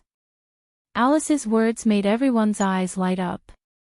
However, in the next moment, Alice's expression froze, revealing a startled expression. How? How could it be? Seeing this, everyone's hearts tightened. "What's wrong?" Noah asked directly. "Did you see something?" "No." Alice hesitated for a moment, then said with some vexation. "It's just that the wind spirit that I used seemed to have been discovered by some team, and it was shot down." Alice's words made Claire, Linley, and Fianna somewhat surprised. "It was discovered so quickly?" Claire said with extreme surprise. "How could it be?" Although she was not at the level of Leola and Versilia, Alice's ability as an elven envoy was also quite outstanding. She was second to none in the Elven Academy of Alicia, and without a doubt, she would not lose to the elites of the elven envoys from other countries. Now, after the blessing of Fianna, who was once an elven maiden candidate, the wind spirit that Alice used was discovered so quickly. This was really out of everyone's expectations. Only Noah's eyes flashed, and the corners of his mouth slowly lifted. After the blessing of Fianna, there were definitely no more than 3 teams in the entire Elven Sword Dance Festival that had the ability to discover Alice's wind spirit and shoot it down so quickly. And among them, there was only one team that had the highest possibility. "Hey, Alice," Noah suddenly asked. "Where was the location where your wind spirit was shot down?" "About a few hundred meters to the east from here," Alice answered without any hesitation. "My wind spirit was immediately shot down as soon as it flew into that area." "Is that so?" Noah nodded, and asked again. "Then where is the stronghold that you found?" "It's in the opposite direction to the west from where the wind spirit was shot down." "It's about a few hundred meters from here," Alice answered obediently. "There's a small lake there, and the location is more remote. There are also no signs of other teams nearby, so it's the most suitable place for us that I found." "There are no signs of other teams nearby." Noah suddenly smiled. "Very good, then you guys go there immediately and set up the stronghold." "Us?" The group of girls were all stunned. "What about you?" Lindsay Lay asked with some uncertainty. "Aren't you coming with us?" "Give me some time." Noah turned around, his back facing the group of girls, his voice softly drifting into everyone's ears. "I want to go and greet some acquaintances first." At the same time, in a forest clearing a few hundred meters away from where Noah and the others were, the bird-like wind spirit fell down as if its wings were broken, gradually turning into light particles and disappearing. The black-robed Lily looked at the gradually disappearing wind spirit on the ground, slightly twirling the dagger in her hand, as if deep in thought. Beside her, Mauya seemed bored as she lifted her hood, and said, "There's already a team that has set their sights on us so quickly. It shouldn't be that we're being targeted, it's just some random scouting by another team." Lily shook her head. "I shot it down immediately just now, so the opponent doesn't even know which team it was that shot down her wind spirit, right? They didn't even have time to send back the information." Mauya smiled innocently. As expected of Lily, she's the best at such little tricks. In the Purgatory Apostles team, the elfie girl named Lily wasn't the best at direct combat, but excellent scouting. In this year's Elven Sword Dance Festival, there was probably no one better at scouting than Lily. Therefore, Lily's anti-scouting ability was also excellent, and she instantly discovered the wind spirit that came to scout. Compared to Lily, Mauya didn't have so many little tricks, and she didn't even know how to cook. However, Mauya was a super expert who was trained as an elven master who specialized in using military elves, and her body was even implanted with spell engravings that could maximize the power of military elves to the greatest extent. In terms of combat ability, as long as Mauya had enough military elves to command, even 10 lilies wouldn't be a match for her. It was also because of this that in Mauya's eyes, Lily's actions were just little tricks. And Lily naturally understood this point, so she ignored Mauya, turned around, and looked at Red Lotus who was standing silently by the side. "Lady Red Lotus, do you need me to see who sent that wind spirit?" This sentence attracted a somewhat pretentious voice. "Why don't you let me have some fun?" Chapter 1772. Why don't you let me have some fun? With such a voice, the atmosphere in the entire space became tense. Soon after, a young woman seemed to appear out of nowhere behind Hong Lian, Mauya, and Lily. She slowly walked forward. It was a girl with beautiful blue hair that was cut to the side of her neck. The bright color of her hair was quite eye-catching. She was wearing a flirtatious dancer's costume and had a thin veil covering the lower half of her face. She was a young girl that seemed out of place with the other members of the Purgatory Apostles. The young girl had a hazy smile on her face as she said so. "Although the Elven Sword Dance Festival has just begun, I can't wait to go hunting." The young girl's words made Lily frown and made Mauya show an unhappy expression. However, it did not make Red Lotus waver in the slightest. Even if she was wearing a mask that could cover all her face, Red Lotus' calmness could be clearly seen by everyone. Therefore, Red Lotus did not even turn her head and said so with an almost emotionless voice. It's fine if you want to act on your own, but if you hinder me because of this, you should know the consequences. Hearing this, the young girl slightly raised her eyebrows and said with a faint smile. That's really scary, but do you dare to make a move against me? The young girl's words were not without reason. The young girl's name was Sarah Khan. She was the princess of the Alpha Empire and also the fifth member of the Purgatory Apostles. Although she was a member, in fact, as seen on the surface, Sarah was very out of place in the Purgatory Apostles. The reason was very simple. It was because Sarah was not on the same side as the others. No. It should be said that the Purgatory Apostles were not on the same side in the first place. Lotus accepted Red Lotus' invitation to join the Purgatory Apostles because she wanted to be able to fight Noah. Red Lotus connected with the Alpha Empire for her own purpose and attempted to use the Alpha Empire to sneak into the Elven Sword Dance Festival. She even wanted to obtain enough benefits from the Alpha Empire. Maya and Lily were the same as Lotus. They were both orphans in the academy. The difference was that Maya maintained an almost morbid longing for Lotus. No matter what, she only listened to Lotus. Lily was unusually loyal to Red Lotus and gave her everything to Red Lotus. Because of this, the two of them became the third and fourth members of the Purgatory Apostles, barely forming a team. As for Sarah, she was completely sent by the Alpha Empire to monitor the rest of the people. Therefore, this team was not united at all.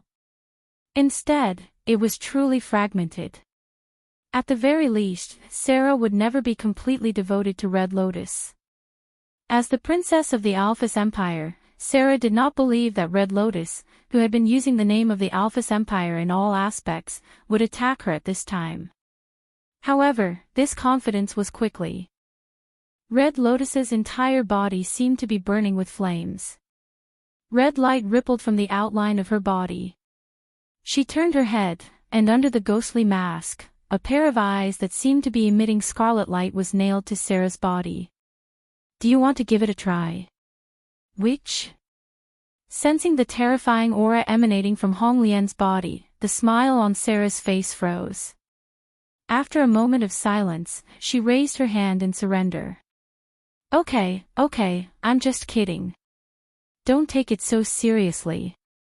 Red Lotus did not say anything else. Instead, she looked straight at Sarah. When the smile on Sarah's face began to change, Red Lotus withdrew her gaze and said, You should understand. The Alpha Empire provided me with an identity so that I could participate in the Elven Sword Dance Festival. They even provided Maya with military elves. That's just a deal. You support us, and we will use the victory of the Elven Sword Dance Festival as a reward to let the Alpha Empire obtain the protection of the Elven King. To put it bluntly, we are using each other. So, put away your so-called princess act and don't test my patience. Sarah couldn't help but feel a little angry when she heard his rude words. However, she had to admit that Sarah did not have the right to be angry. Just like what Red Lotus said, they were only using each other with the Alpha Empire. That was why the Alpha Empire sent Sarah to monitor Red Lotus and the others. In other words, Red Lotus was only being monitored by the Alpha Empire. She was not being allowed to do whatever she wanted. If Sarah had really ruined the plan that Red Lotus had painstakingly planned because of her unauthorized actions, Red Lotus would definitely not mind killing Sarah. Unfortunately, Sarah had not found a way to fight against Red Lotus yet. Left with no choice, Sarah could only swallow her anger in her heart. However, since Sarah was called the witch, she was not someone to be trifled with. I'll remember what happened today. Don't give me a chance. With that thought in mind, Sarah suddenly thought of something. She turned her head and looked in another direction. Her eyes glowed as if she was staring at her prey. Besides, my mission is not just to monitor you. As far as Sarah's eyes could see, Lotus had been silently looking into the distance. Her black robe fluttered in the wind. Even her long black hair that reached her waist swayed. There was no expression on her delicate face. She looked very illusory. That scene caused Sarah's entire body to tremble when she saw it. She's so beautiful. She's so beautiful that I can't help but want to destroy her. The Alpha Empire was the base of the Demon King's faith. It was the birthplace of the former Demon King Solomon. Of course, there were as many people in the Alpha Empire who had their eyes on the Demon King. Sarah was one of them. The Demon King belongs to me.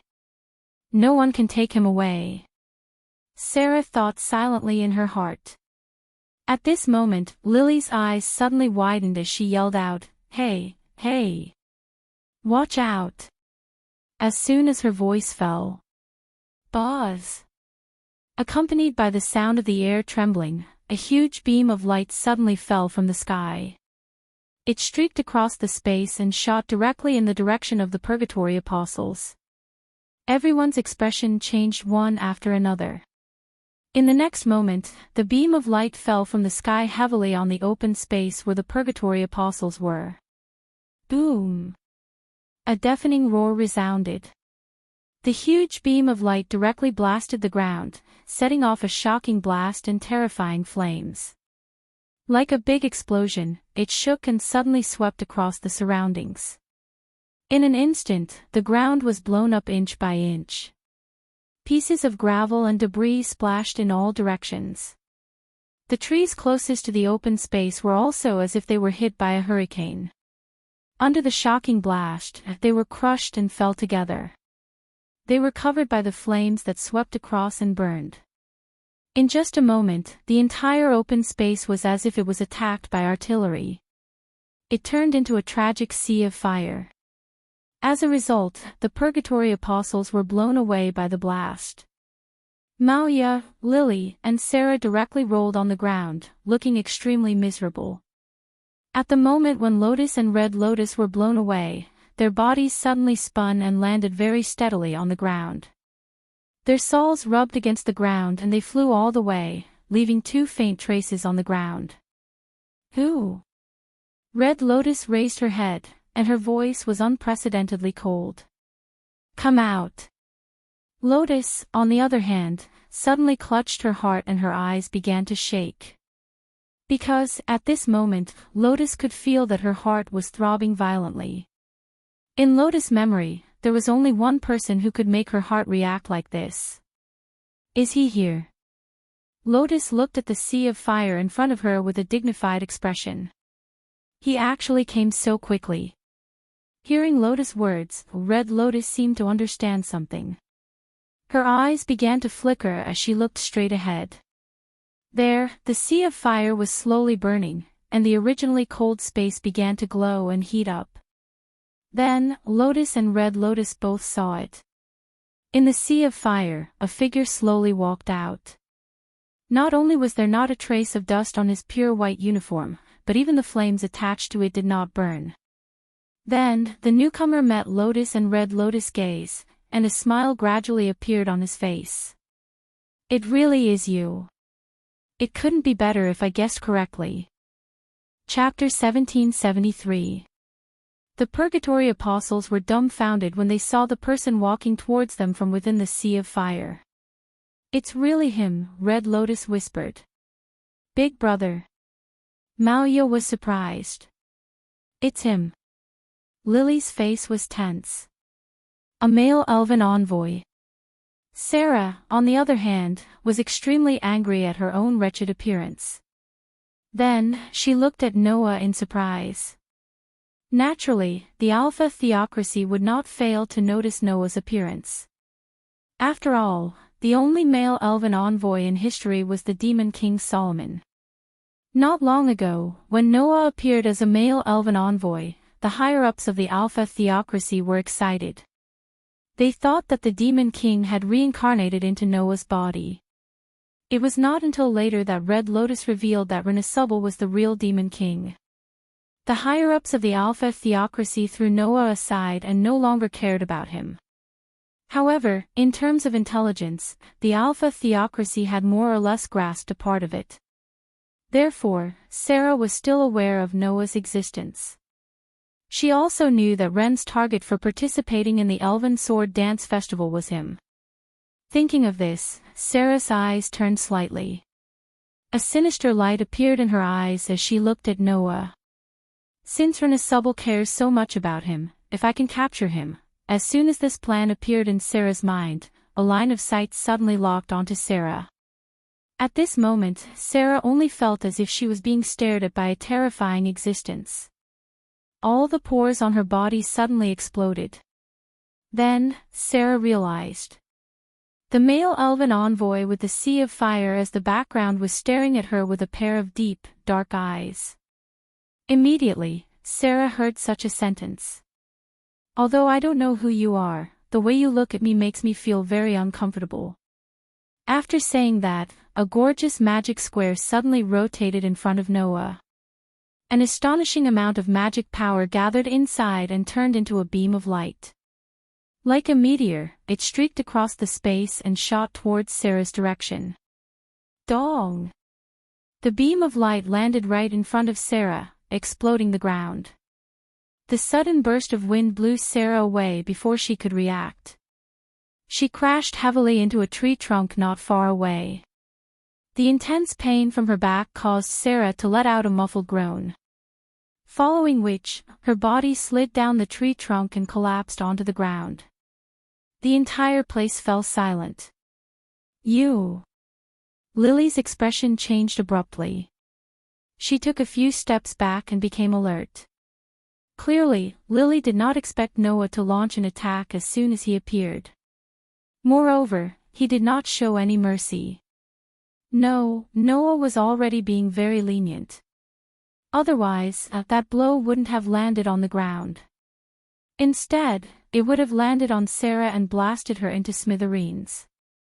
No matter what, the Elven Sword Dance Festival does not allow the killing of contestants. I have already shown mercy. As he said this, Noah turned his head and glanced at the silent Hong Lian. Then, he looked at Lotus and said with a faint smile, "Don't worry, I'm not going to tell you anything." "How is it? Do you like this surprise?"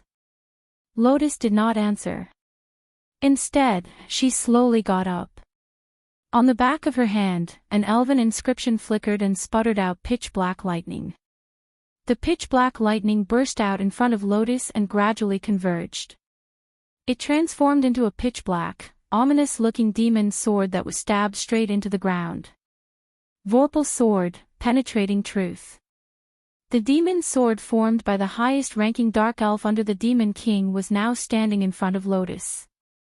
However, Lotus did not pull out the pitch-black demon sword. Instead, she stared at Noah and spoke softly. "I didn't expect you to find me when the competition has just begun. I thought our duel would be left until the finals. That's normal. After all, the more exciting things are, the more they should be left until the end. That's the true meaning of the competition," Noah said calmly. "So, I thought, why don't I greet you first and see what kind of people your teammates are?" As soon as he finished speaking, the elven inscription on the back of Noah's hand also flashed and emitted a dazzling light. It was an extremely beautiful white light. In the white light, a burst of light particles flashed like stars and turned into a small galaxy. After circling around Noah's body for a while, it landed on the ground. The next moment, a silver holy sword formed from the light particles. Like the pitch-black demon sword, it was stabbed into the ground upside down. Demon Slayer. The holy sword formed by the strongest sword elf that had once annihilated Demon King Solomon stood in front of Noah. Noah and Lotus raised their eyes and stared at each other. Their gazes met in mid-air, causing extremely intense sparks to fly between them. In the next second, the two disappeared at the same time. The holy sword and the demon sword that were stabbed into the ground also disappeared without a trace. And almost at the same time, the two people holding the silver holy sword and the pitch-black demon sword suddenly appeared in the center of the field. The elven devices in their hands carried the power of 1,000 caddies. One of them was like a sweeping army, while the other was like a falling thunder. They heavily hacked at each other. Clang!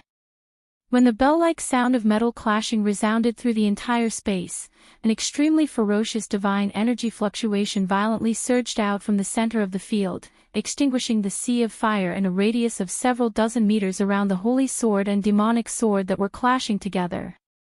The silver holy sword and the pitch-black demon sword constantly rubbed against each other, creating extremely strong sparks. The eyes of Noah and Lotus, who were looking at each other through the elven devices, burned with red light. Whing! Gorgeous white light and pitch-black lightning bloomed from the swords of the elven devices at the same time. They intertwined with each other, as if they were fighting for territory. They went back and forth, causing the space to tremble. Immediately, Lotus suddenly withdrew. The demon's sword in her hand strangely turned. The tip of the sword directly rubbed against the edge of the holy sword, creating a burst of sparks. She violently slashed in the direction of Noah and suddenly stabbed at him.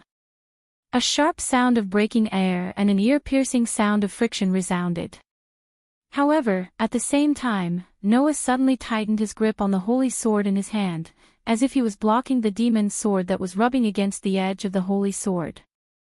Without any warning, he suddenly flicked his sword upwards. Clang! Under the crisp sound of collision, the demon's sword that was violently stabbing at Noah's direction was suddenly flicked away. This caused Lotus' figure to shake. Her whole body was shaken and her whole body was shaken back, causing her front to be exposed. At this moment, Noah suddenly took a step back. The holy sword in his hand was suffused with a gorgeous light. Absolute sword skill. Primary form purple lightning. A lightning-like stab was released from Noah's hand. It turned into a cold light that was like a meteor. It mercilessly stabbed at Lotus' exposed front. The lightning-like stab caused the strong wind from the tip of the sword to scrape Lotus' body like a blade, causing her skin to feel a tingling sensation. At this moment, Lotus' eyes hardened. Without any hesitation, she gave up on stabilizing her body. The tip of her foot twisted on the ground. Her body spun like she was dancing. The demon's sword that was flicked away drew a perfect arc and slashed in the direction of Noah. Absolute sword skill. Third form Shadow Moon Dance.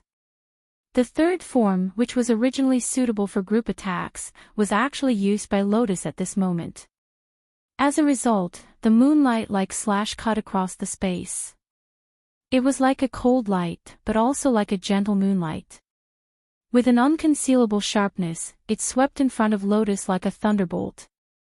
It just happened to meet the holy sword that was thrusting at her like lightning. Clang! The sound of steel colliding with steel reverberated in the air. It was mixed with bursting sparks that suddenly appeared in the space. Under the sudden appearance of the sparks, Noah and Lotus both seemed to be sent flying. They quickly retreated. The tips of their feet repeatedly tapped on the ground, and they moved like rabbits running away from each other. Lily and Mao Ya's faces were filled with shock at this scene. Red Lotus' eyes also focused little by little. From the beginning of the conflict between the two people, to the fierce exchange, to being sent flying at the same time, the whole process took less than 10 seconds. Within those 10 seconds, a sword dance of a level that ordinary elves would find hard to imagine was displayed in front of everyone present. Chapter 1774. Clang! Dazzling white light continuously flashed from the demon slayer and dyed the surrounding sea of fire into a vast expanse of white. Whing! Not to be outdone, a pitch-black lightning blossomed from the vorpal sword. Holding the famous holy sword and demon sword in their hands, Noah and Lotus looked at each other, suppressing their emotions from the sword dance just now. If they didn't do so, the two of them would definitely attack each other again, recklessly charging at each other. Unfortunately, whether it was Noah or Lotus, they were not the kind of people who would be manipulated by their emotions, causing them to reveal flaws.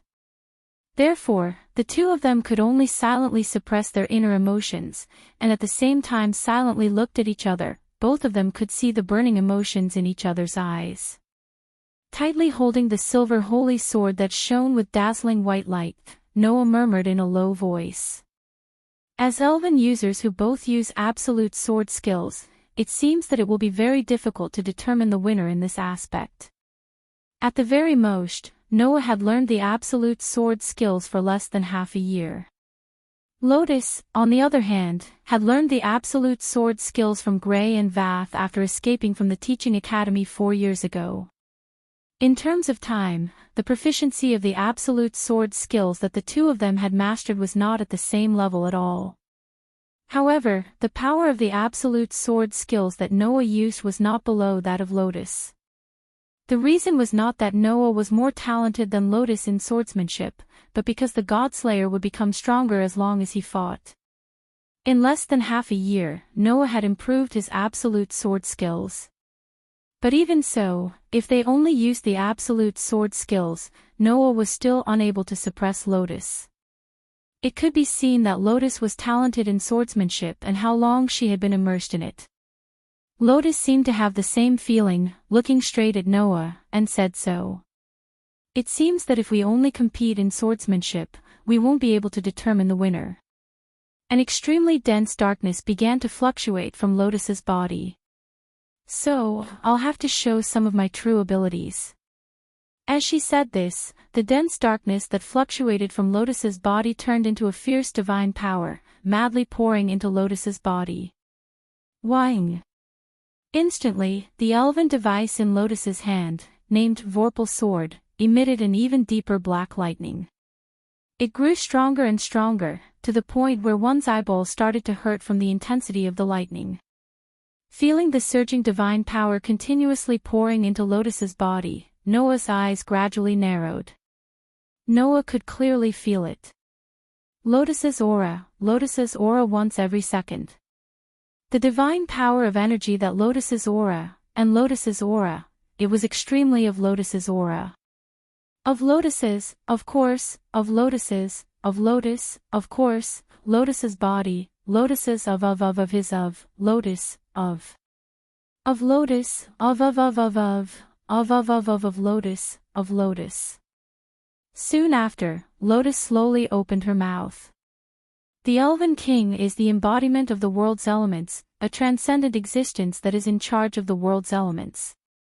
My body contains the power of the Dark Elven King, and this power is related to it in my heart, so I can perfectly control it. Do you know what this means?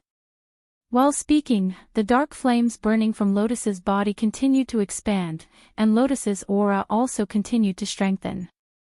It means that like the Elven King, I can control the world's elements. Whether it's the human world or the world of elemental elves, the element of darkness will fall under my control. I can obtain power comparable to the Elven King, and by continuously absorbing the element of darkness, I can transform it into endless divine power. I can even let my body undergo rapid regeneration, making it eternal. What you need to face is this kind of power. The dark flames burning from Lotus's body had already expanded to the point where they soared into the sky, and into the clouds. Finally, when it had expanded to the limit, Lotus's aura had skyrocketed to the point where Noah had to face it. At this moment, Noah could feel a faint threat from Lotus's body. At the same time, Lotus's aura also told Noah the extent of her power. That aura was already more powerful than Naz, who had obtained Ignir's power. And Naz, who had obtained Ignir's power, was infinitely close to 4 digits. More powerful than Naz at that time, which meant that Lotus had reached that level. 4 digits.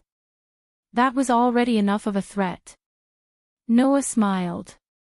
His smile was very pleasant. Very good. Otherwise, it wouldn't be interesting. As soon as he finished speaking, a terrifying divine power also skyrocketed from Noah's body, turning into a huge phosphorescent beam of light. It stirred the air, and in the tremor of space, soared into the sky, straight into the clouds, forming a contrast with the dark flame pillar. Although I don't have the power of the Elven King, my Aster's power is not inferior to the Elven King's. I can't control the elements of the human world and the elemental world to obtain an eternal body, but if it's just endless divine power, I also have it. Noah pointed the demon slayer in his hand that was emitting a dazzling white light at Lotus, whose pupils were slowly shrinking, and made a declaration in an unrestrained manner. The strongest sword dancer, the successor of the demon king, the reincarnation of the dark elven king, do you want to compete with me to see who is stronger? The astonishing divine power was like a violent hurricane, turning into a dazzling beam of light that soared into the sky, while stirring up layers of waves of impact, stirring up the surrounding atmosphere, and causing the ground where Noah was standing to shake slightly. In response, Lotus only raised the demon's sword in her hand, and a smile appeared on her delicate face. You are indeed very strong. This is good. If not, then I can't verify whether my fate should be changed by you. After saying that, Lotus also pointed the elven magic device at Noah, and loudly declared, "Come. Prove that you are stronger than me." The dense darkness that swelled from Lotus' body became violent, as if it was stirring up the atmosphere of the entire world, repeatedly shaking. Under such circumstances, the atmosphere in the space became more and more tense, causing Maya and Lily, who were suppressed in place by the two terrifying powers, to hold their breaths, and their faces became pale little by little. Just as this unprecedented battle was about to break out, Noah suddenly changed the topic. However, let's leave this matter for later. After saying that, the terrifying divine power that burst out from Noah's body dissipated in the air little by little, and finally completely disappeared. Maya was stunned. Lily was stunned. Even Lotus was stunned on the spot, and for a moment, she didn't have time to react. I've said it before. I'm just here to say hello. Noah shrugged. Being able to confirm the extent of your true strength is already a great gain. As he spoke, Noah glanced to the side and curled his lips into a smile. Besides, if I continue to fight with Lotus Asubble, you won't continue to watch, right? Miss Unknown. Lotus seemed to remember something and looked to the side. There, wearing a ghostly mask, Red Lotus was staring straight at Noah, a faint flame fluctuating from her body. While everyone was stunned by the power of Noah and Lotus, Red Lotus was the only one who didn't show any abnormality. And the aura that fluctuated from Red Lotus' body made Noah certain that this person was not simple. Although I am very curious about you, it is somewhat troublesome to face the two of you at once. Today's greeting will end here. Noah looked at Lotus. See you next time, Lord Demon King. As soon as he finished speaking, Noah tapped the tip of his foot and leaped backward. He leaped into the burning sea of fire and disappeared. Lily stood up almost reflexively, but was greeted by Red Lotus' indifferent voice. Don't chase, even if you catch up, you are not his opponent. Lily froze in place and fell silent. Lotus stared in the direction where Noah disappeared, her eyes never moving, standing in place for a long time without moving. Chapter 1775. In a distant corner of the forest, the sea of fire was still burning slowly, causing the trees to be set ablaze one by one, slowly expanding the range of the fire.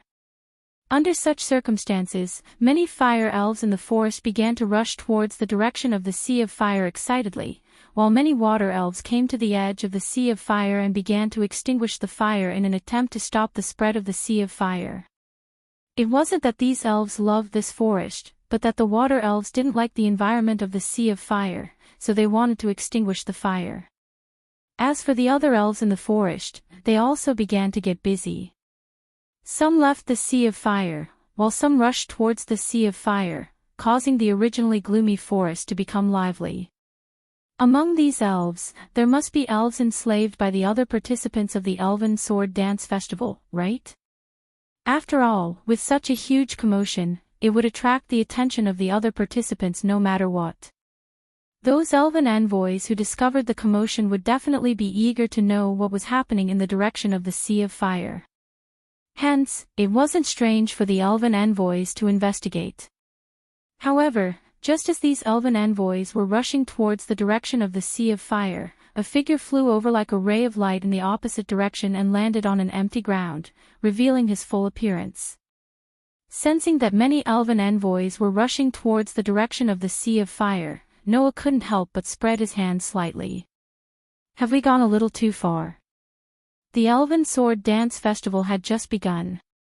Therefore, the reason why Noah found trouble with the Purgatory Apostles was really just to greet the Purgatory Apostles.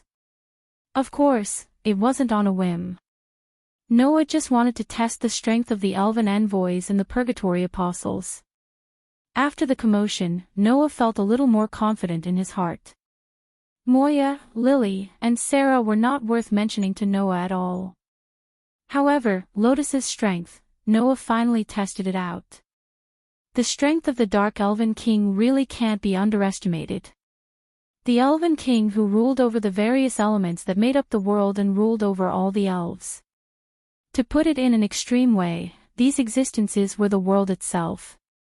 In the Elven Wars of the Ancient Era, the Dark Elven King was able to fight against the other 5 Elven Kings by himself. One could well imagine how powerful the Dark Elven King was. Thinking back to Claire, her elder sister betrayed the Fire Elf King. In a fit of rage, the Fire Elf King unleashed a continuous stream of fire on the entire Ordesia Empire, almost destroying it. As an existence that could fight against the other 5 Elf Kings at the same time, the Dark Elf King shouldn't be weaker than the Fire Elf King, right? At the very least, it could destroy an entire country in the blink of an eye. Now, because of the world fragment, it was completely controlled by a human. No matter how useless this human was, he could still threaten the entire world. Take the former demon king Solomon for example. Even though he was devoured by the power of the Dark Elf King and completely turned into a lump of resentment, he still almost destroyed the entire continent. As an existence who had perfect control of that power, Lotus's strength could only be stronger than Solomon's. Thus, long before, Noah more or less had some guesses about Lotus's strength. Even Aconarolia, who also destroyed a huge country, can reach 4 digits. It's not strange that Lotus can reach 4 digits. As he muttered to himself, Noah fell into deep thought. But that masked elven envoy, even when Lotus and I revealed our true strength, she was still able to remain calm. Could it be that she really has the same level of strength as Lotus? If that was really the case, then it meant that there were 2 4-digit existences among the Purgatory Apostles.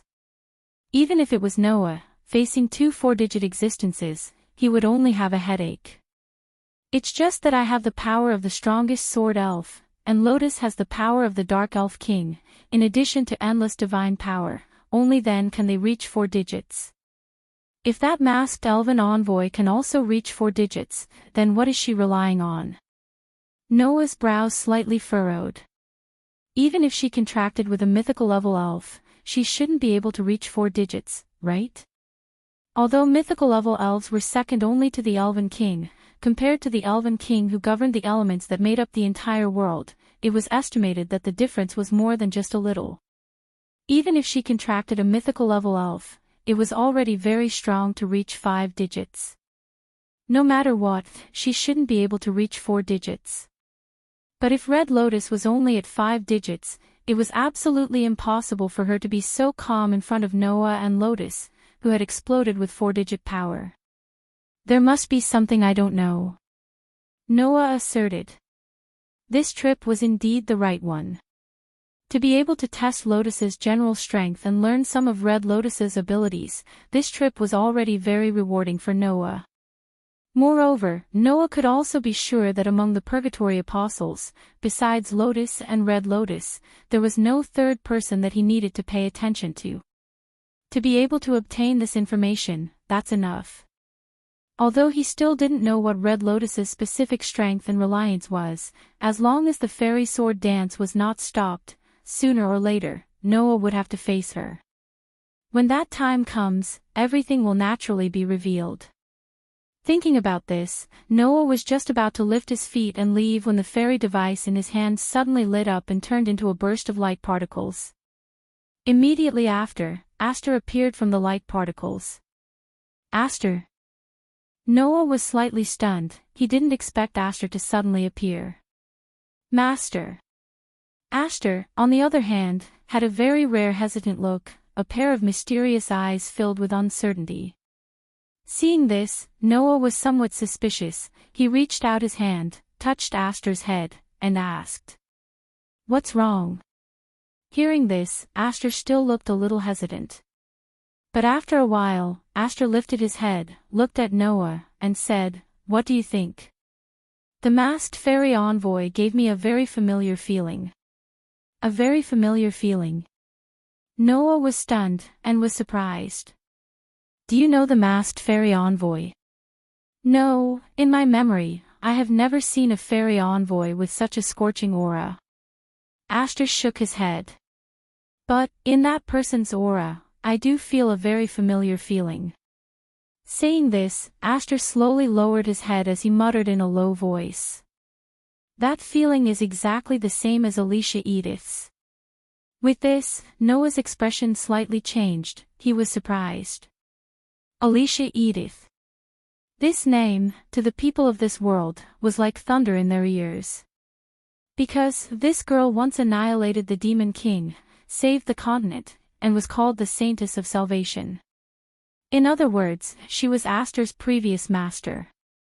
Other than Noah, she was recognized by Aster, but also died because of Aster's curse.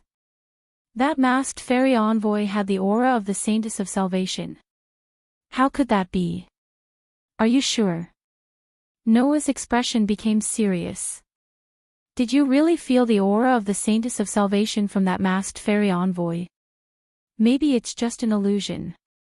For the first time, Aster became extremely hesitant and unconfident.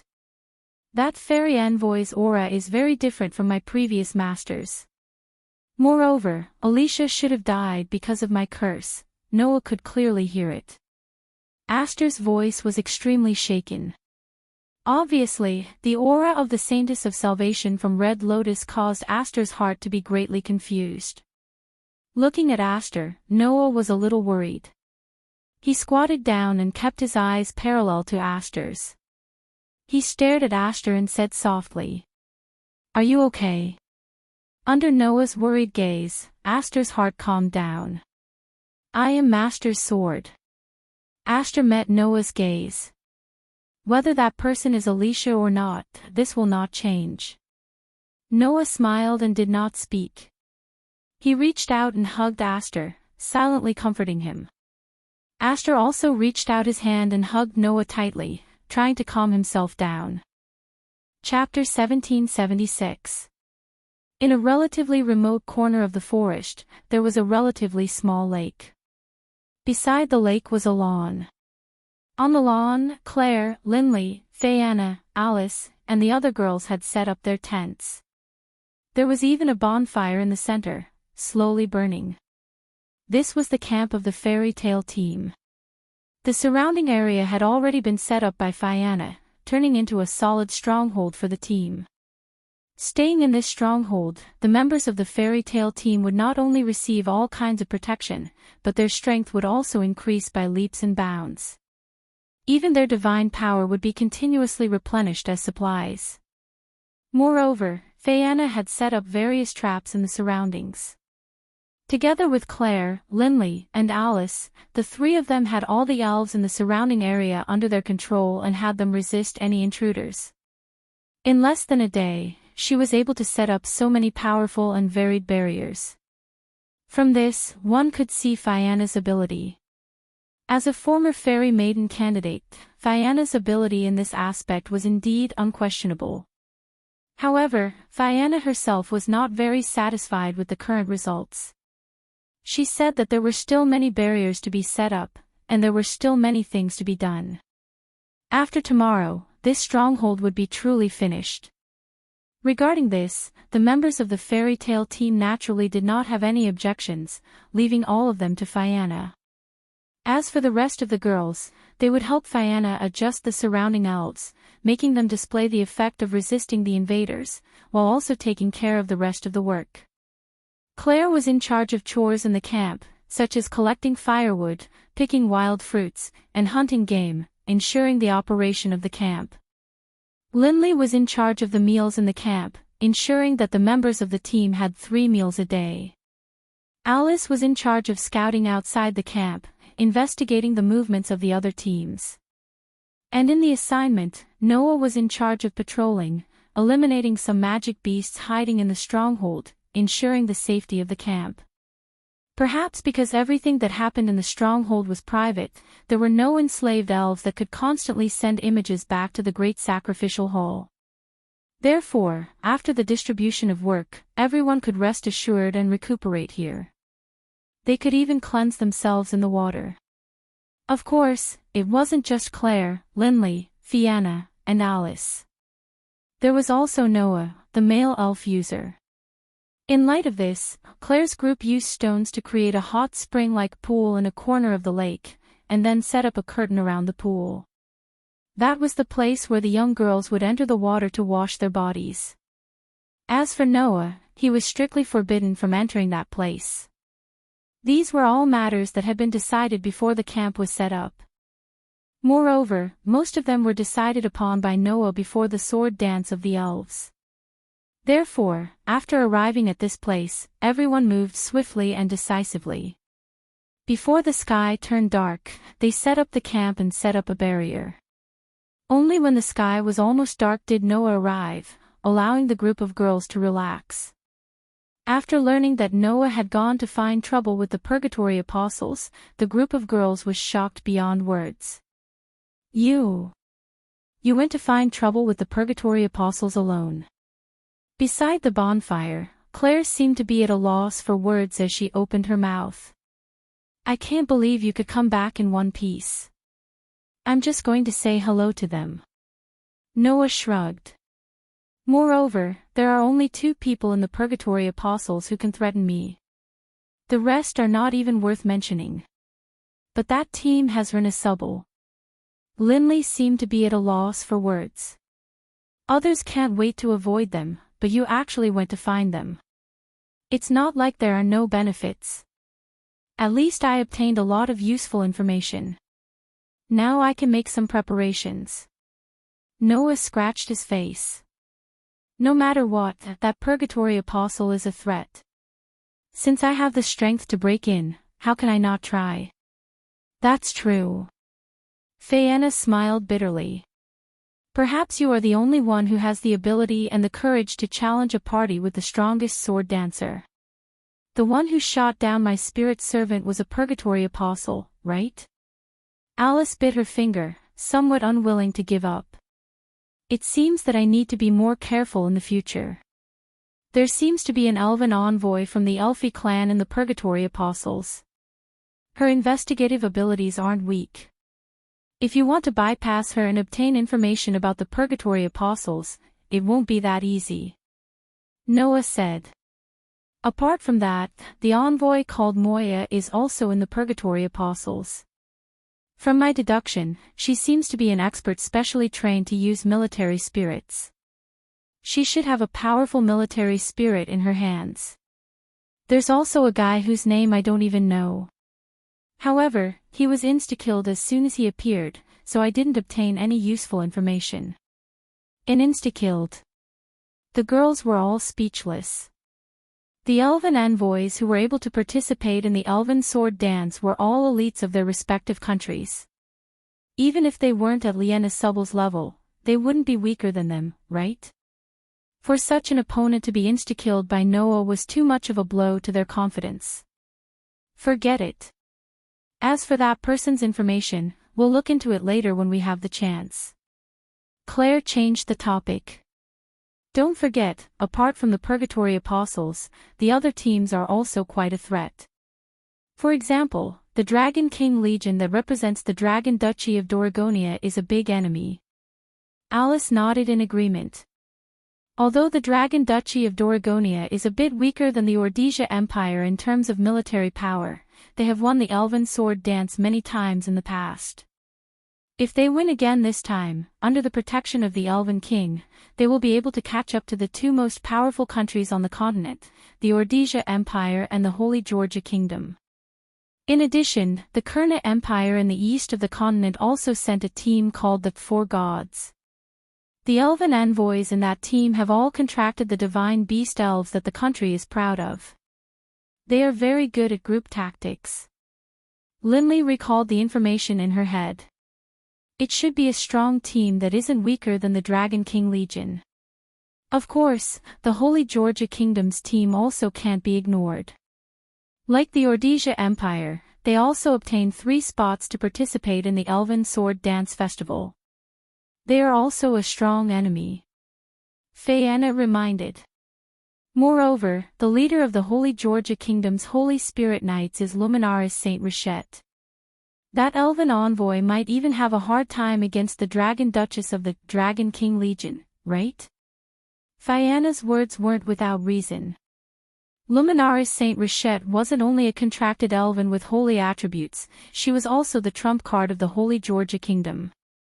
Moreover, this person had participated in the Elven Sword Dance Festival 3 years ago. In the Elven Sword Dance Festival 3 years ago, Luminaris overcame all the difficulties and finally lost to Rena Subble in the finals. She was only 1 step away from victory. Claire said emotionally. It is said that Luminaris has always been brooding over losing the finals 3 years ago. She is determined to defeat the strongest sword dancer in this Elven Sword Dance Festival. Noah also knew this person. Of course, Noah noticed Luminaris because this elf envoy was almost 20 years old. Only elven envoys under 20 years old could participate in the Elven Sword Dance Festival. Therefore, Luminaris was the same as Noah, the oldest contestant in this year's Elven Sword Dance Festival. Apart from these teams, the other teams you need to pay attention to is the Broken Division, representing the Rosabelle Duchy. Alice said. The Rosabelle Duchy was created by a group of radicals who originally belonged to the Holy Georgia Kingdom after declaring independence. Although it is a new small country, the elven envoys in the Broken Division are all existences that have contracts with high-level holy elves. They are seen as a potential dark horse in this year's Elven Sword Dance Festival. Dark horse. Noah couldn't help but mutter. Then I would like to see a bit. Noah didn't expect this. This small wish would come true in the near future. Chapter 1777. Time passed by quietly. In the blink of an eye, the first day of the Elven Sword Dance Festival had come to an end. Today, when the sun rose, the entire forest presented a very peaceful atmosphere. The tension from yesterday was completely gone. That was only natural. After all, there were no more than 3 people in the other teams who could match up to Fianna's ability. Therefore, when Fianna built a strong stronghold for the team's camp so that her companions could rest peacefully at night, the other teams had to work through the night in order to build their strongholds. Under such circumstances, the elven envoys of the other teams would definitely not have the energy to immediately take action.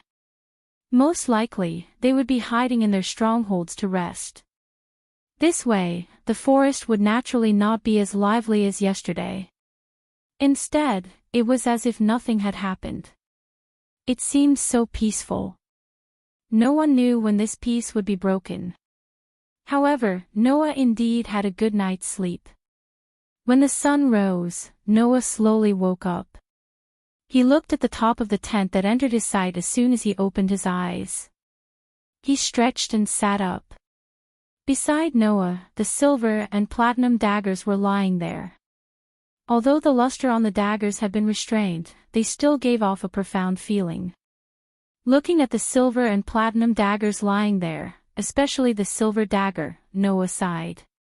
She really cares about it. Usually, when there was no one beside Noah to sleep, Aster would most likely transform into her human form and burrow into Noah's arms naked to sleep comfortably. Today, there were no signs of Aster appearing at all. It was obvious that yesterday's matter had affected this elven girl to some extent.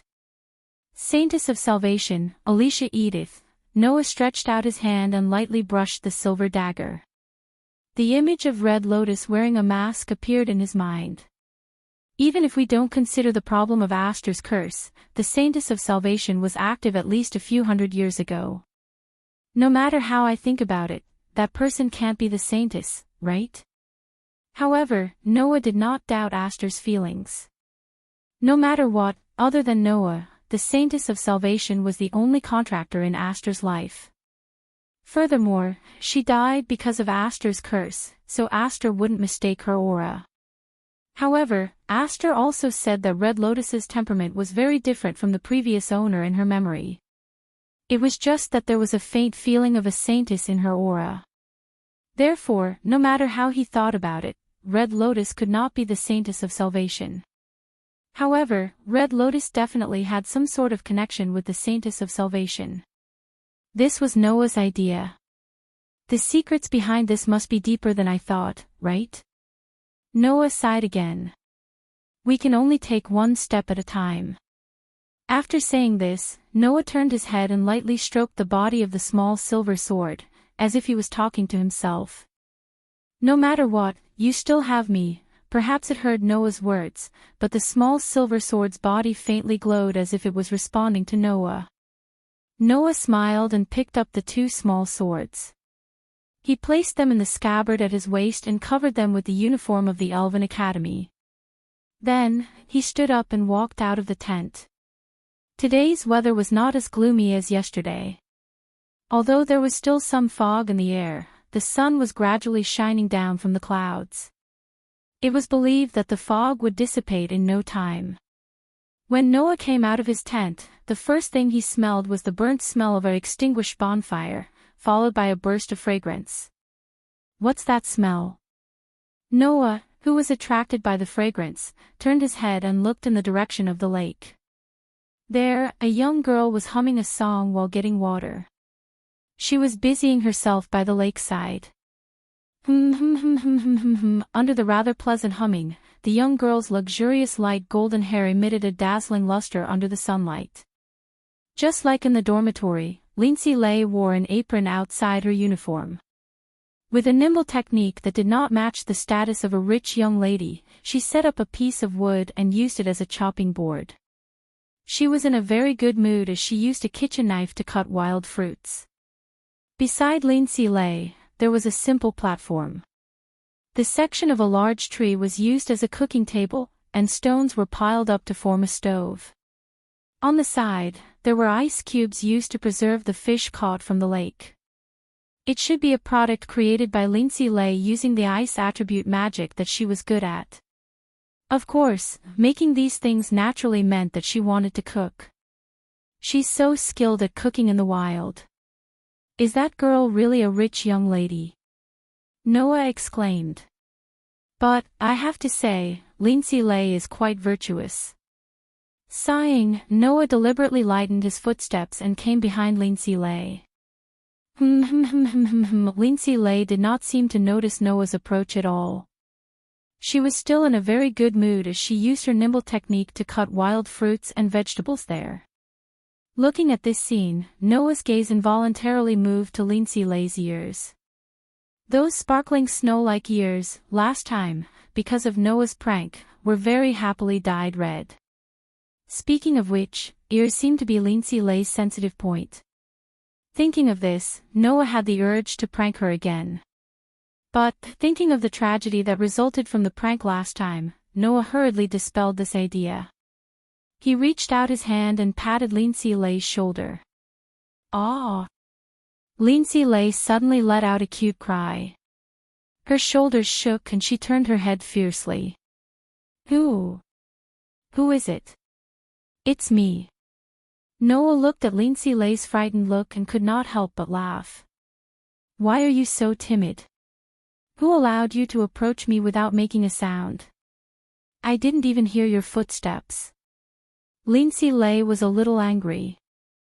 Then, she remembered what happened last time. Her pretty face blushed and she covered her ears. Don't tell me you want to blow air into my ears again." Looking at Lindsay Lay's blushing face staring at him, Noah was amused. "I just had that thought, but I immediately dismissed it. I don't want to kiss you again." "Really?" Lindsay Lay was a little relieved. Then, she was slightly startled and became angry again. But, what do you mean you don't want to kiss me again? Am I really that annoying? That's not it. Noah directly denied. I actually have quite a good impression of you. Lindsay Lay was startled again. Then, her pretty face blushed again. She lowered her head and looked at her fingers. Is that so? Looking at Lindsay Lay's bashful look, Noah really felt a rush of excitement. This girl, upon closer inspection, was actually quite cute. After such a thought appeared, Noah couldn't help but be shocked. He hurriedly shook his head and dispelled the crooked thoughts in his head. Then, he evaded the topic and changed the topic. Oh right, where are the others? Claire went to pick wild fruits.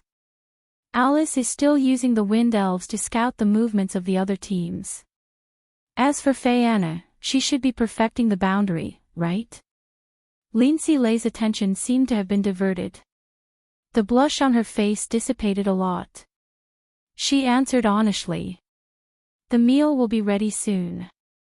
When the time comes, you can go and inform everyone to come and eat. No problem. Noah nodded straightforwardly.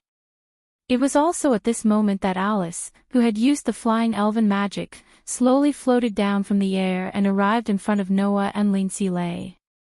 As if sensing the strange atmosphere between Noah and Lindsay Lay, Alice frowned slightly. What are you doing?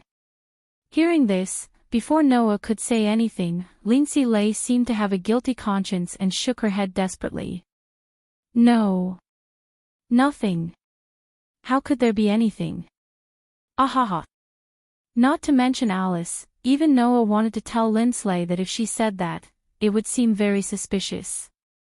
In order to avoid more trouble, Noah stepped forward and cut to the chase. Looking at how hurried you are, did something happen? That's right. Alice's expression became solemn as she said this. There's a team rushing towards us. Instantly, Noah and Lindsay Lay were stunned. Chapter 1778. In the depths of an extremely silent forest, a few young girls were quickly moving through the dense trees, hurrying in a certain direction. It was a group of young girls wearing white night attire adorned with red patterns. That attire was the uniform of the Rossibel Duchy's representative team. In other words, these young girls were the team that had been evaluated as the dark horse with the most potential in this year's Elven Sword Dance Festival, the Lai Pelagian. At this moment, the 5 young girls belonging to the Lai Pelagian were moving forward in an orderly manner that seemed to be extremely well trained. As they hurried forward, they were also vigilant of their surroundings. From start to finish, they didn't let down their guard, but their expressions were rather calm. From this, it could be seen that this team's evaluation as the dark horse with the most potential wasn't just for show. Not to mention, this group of young girls were contracted by holy elves. One had to know that holy elves were known to be proud and arrogant among all elves. They would choose elves as their masters based on their preferences. Even if their masters were witches, they would only be willing to open their hearts to the purest of them. That way, they would be able to unleash extremely powerful abilities. Thus, as elven envoys whose members had formed contracts with holy elves, the Lai Pelagian was evaluated as the dark horse with the most potential in this year's Elven Sword Dance Festival. It wasn't without reason. Of course, the reason why they were evaluated as having the most potential was because of the young girl leading the team at the very front of the Lai Pelagian. It was a young girl with wavy brown hair and extremely young facial features. The young girl's name was Mira Pazit. She was only 13 years old this year and was the youngest elven envoy in this year's Elven Sword Dance Festival. Although she was only 13 years old, to be able to represent her country in the Elven Sword Dance Festival, Mira Pazit was undoubtedly an elite of the Rossibel Duchy. Moreover, this young girl was the leader of the Lai Pelagian and was in charge of leading the team. She was only 13 years old, yet she was able to represent her country in the Elven Sword Dance Festival and become the leader of the team. There could only be two possibilities for this. 1. This young girl was only 13 years old, and her talent and strength were both quite outstanding. 2. The elven envoys of the Rossibel dukedom were generally of low levels. In the end, they could only choose such young elven envoys to participate in the battle. Although the Rosabel dukedom was only a small emerging country, it was a part of the Holy Lugia kingdom. No matter how he thought about it, it was impossible for it to be the latter. That was why Lai Pelagian was considered the biggest dark horse of this year's Elven Sword Dance Festival. However, only those in the know would know. In addition to the above reasons, there was another reason that led to this evaluation. Apart from Lai Po's legion, none of the 24 squadrons participating in the Elven Sword Dance Festival knew the reason. If you look carefully, you will find it. The girl named Mira Pazit had an azure blue right eye and an amber left eye. A pair of different colored eyes, coupled with the young girl's tender and cute face, added a strange charm to the young girl. However, the young girl's tender and cute face did not carry any emotions, as if she was a doll. It more or less made people feel that there was no life and vitality. It was not an expression that a 13-year-old girl should have. However, under such circumstances, Mira's performance was like that of an experienced person. She was surprisingly calm. Then, after advancing for a distance, Mira used the same calm tone to order the members around her. We are already close to the enemy's camp. They should have discovered our whereabouts. However, since they are guarding the stronghold, they should not give up the advantage of the stronghold and come out to confront us directly. However, in order to break through the stronghold, you have to use me. So, prepare first. The 4 members of Lai Pelagian nodded in unison. However, they maintained a distance from Mira. They increased the divine power in their bodies and began to advance. Almost at the same time, an unexpected attack came. Fireball. Magic Ice Arrow. Wind King Explosive Array. Accompanied by such a shout, a huge fireball, a dense wave of ice arrows, and a violent storm burst out from the depths of the forest in front of them. As if they had grown eyes, they directly bypassed the trees and swept towards Lai Pelagian's direction. What? The elven envoys of the Lai Pa division were all shocked. Get out of the way. Mira immediately ordered. Suddenly, the elves of Lai Pelagian's elves reacted. One by one, they disregarded their image and rolled to the side awkwardly. Bang! The huge fireball, dense wave of ice arrows, and violent storms suddenly fell on the ground where the elves of Lai Pelagian's elves were standing. In the midst of the explosion, thick sand and fire were stirred up, and a strong gust of wind was set off, blowing in all directions. The elven envoys of the Lai Pelagian, who were in a hurry to dodge, were unable to dodge the blast of wind at all. Their entire bodies were blown away, and one after another, they slammed into the surrounding trees, emitting a muffled sound as they hit the ground. Mira was the only one who managed to dodge the blast with her nimble movements. She then steadied herself and raised her head abruptly to look in front of her. Whoosh! She saw a gust of wind rolling down from mid-air. Above the gust of wind, 3 girls seemed to be riding on it. They lightly descended from the sky and arrived in front of Lai Pelagian. Are they really going to attack our stronghold? Looking at their uniforms, they seem to be elves of the Holy Georgia Kingdom or the Russell Bell Duchy, right? Just like Noah said, if we launch a surprise attack at this time, we will definitely succeed. Hearing this, Mira understood. Just as Mira had predicted, the other party had already discovered their whereabouts. However, the enemy's captain also seemed to have predicted that Mira would assume that the enemy wouldn't abandon their stronghold and come out to confront them head-on.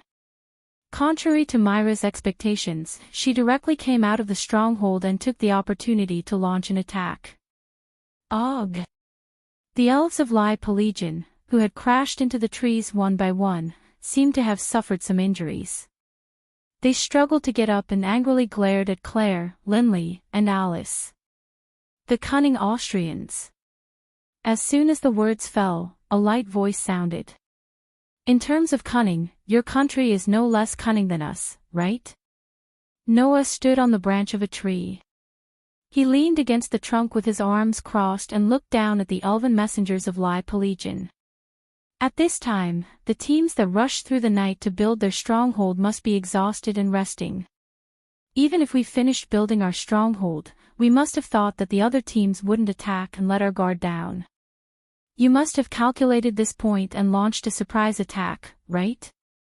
The elven envoys of the Lai Pa division were suddenly speechless. Mira also didn't think that their plan would be seen through so thoroughly, but she quickly calmed down and stood up, shouting to her companions around her. Don't panic, although the attack was a bit sudden and caused us some injuries, the enemy gave up their stronghold advantage. We will take them down here. Hearing this, the elves of Lai Pelagian were all energized. However, Noah laughed instead. Since we launched a surprise attack here, we must have been prepared. We have been waiting here for your arrival since 3 minutes ago. How much do you think we can do in 3 minutes? The expressions of the elves of the Lai Pa division immediately changed. It was only now that they realized. In a clearing in the forest ahead, the former fairy concubine was dancing beautifully. Under her feet, a dazzling magic array was gradually expanding.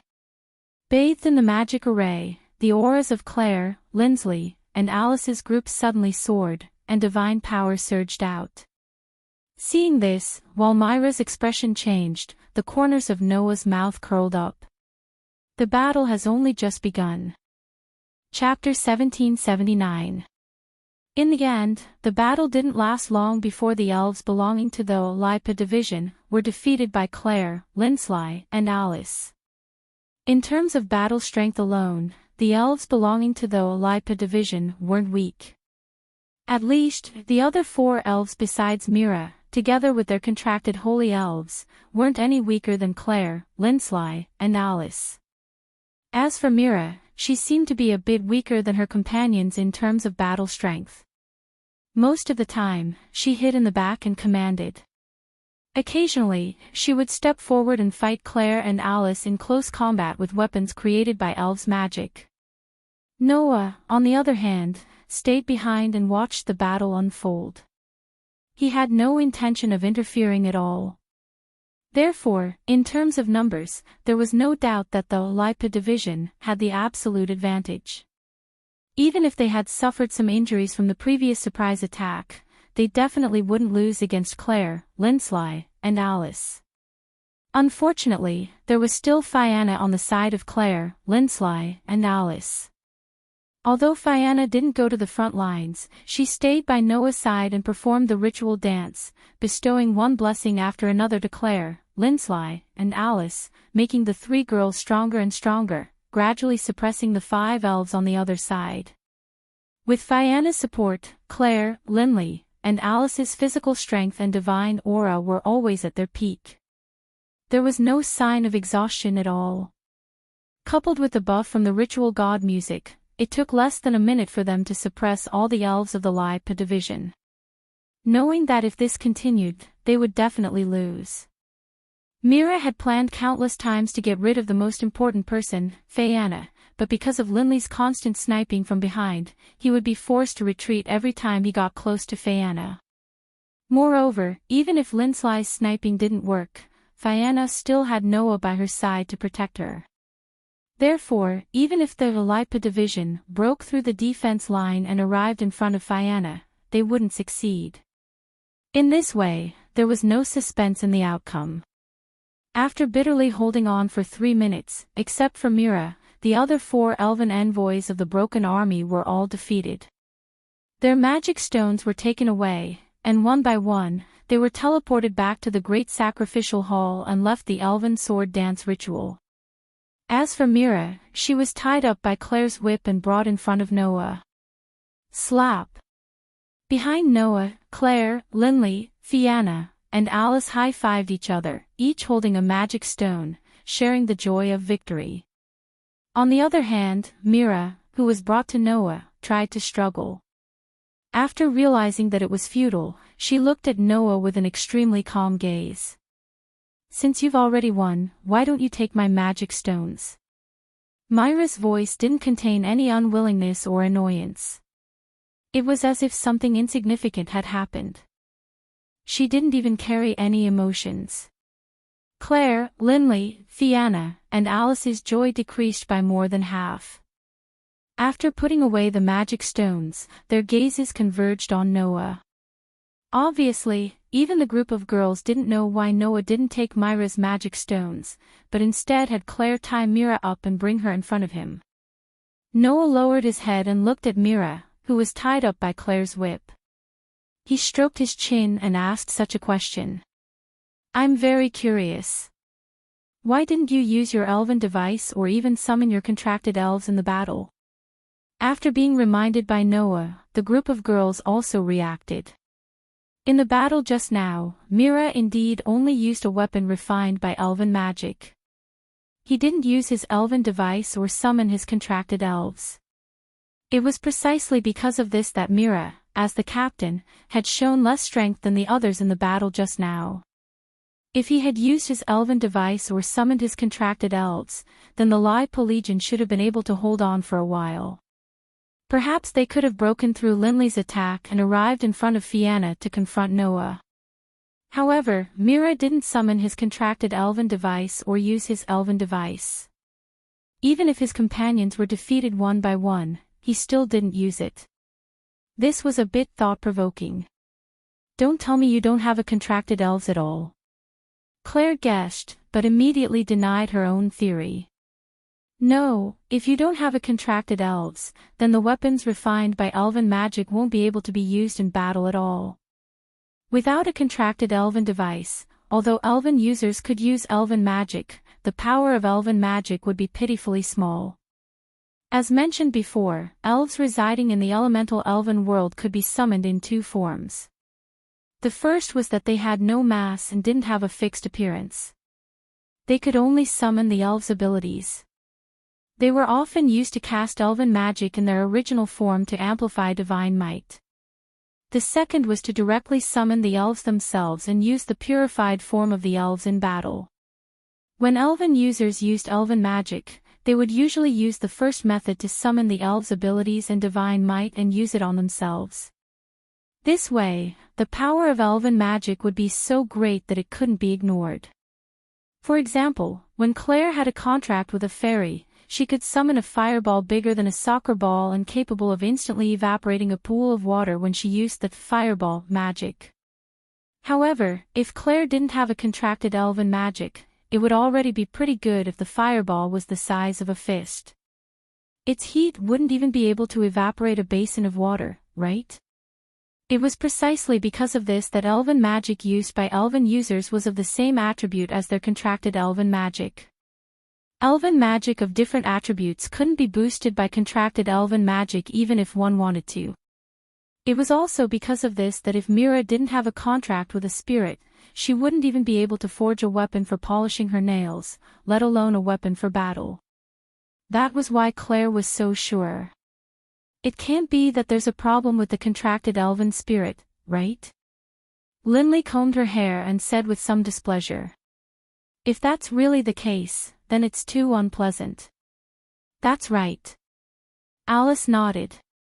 There's a problem with the contracted elven spirit and they still plan to attack our stronghold. It's simply unwise. Maybe they feel that attacking our stronghold doesn't require a contracted elven spirit. Fianna sighed. Then we're really being looked down upon. That's right. Noah spread his hands. So, can you please help us explain?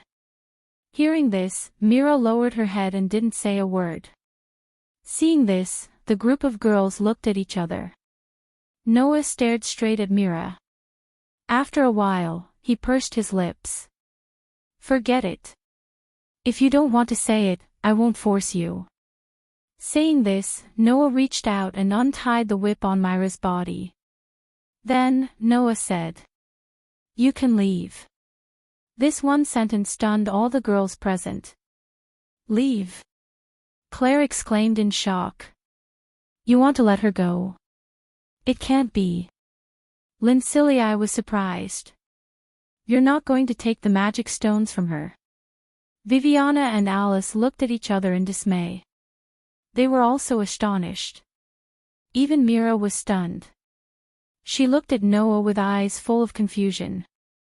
Under Myra's gaze, Noah laughed bitterly. Don't look at me like that. Also, don't think that I'm scheming something. I just don't want to attack you. Yes. Noah just didn't want to attack Mira. Who told you to have a name that makes people unable to be hostile? Noah glanced at Mira. Hurry up and leave before I change my mind. After saying this, Noah turned around and walked towards the stronghold. The group of girls was still in a daze, but they didn't raise any objections. They could only helplessly follow him.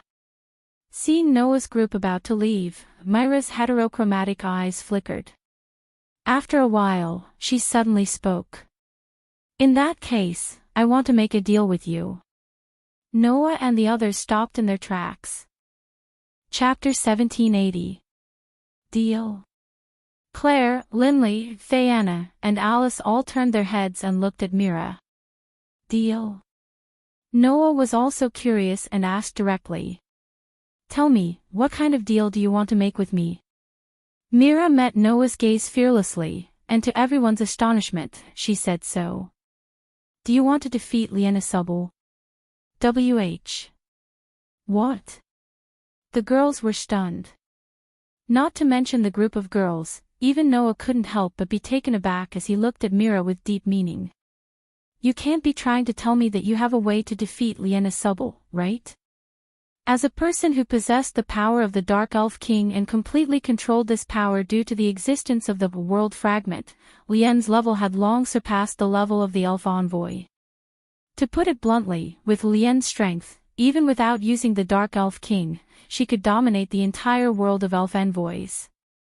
It was precisely because of this that Lien was called the strongest sword dancer. Once she used the power of the Dark Elf King, Lien's level would instantly skyrocket to 4 digits, reaching the same level as the Elf King. She would control the world's dark elemental energy, have endless divine power, and her body would be eternal and indestructible. In that case, only the Elf King and his level would be able to match Lotus.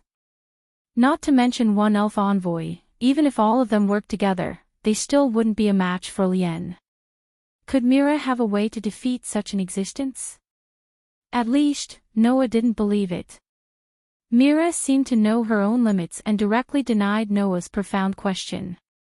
I can't guarantee that I can defeat the strongest sword dancer, but everyone knows that Liena Subble's contracted spirit is a spirit of the dark attribute. If you have my power, you should be able to face the strongest sword dancer much more easily, right? Hearing this, Noah finally understood Myra's meaning. So that's how it is. Your contracted spirit is a holy elf, which has a restraining effect on dark elves.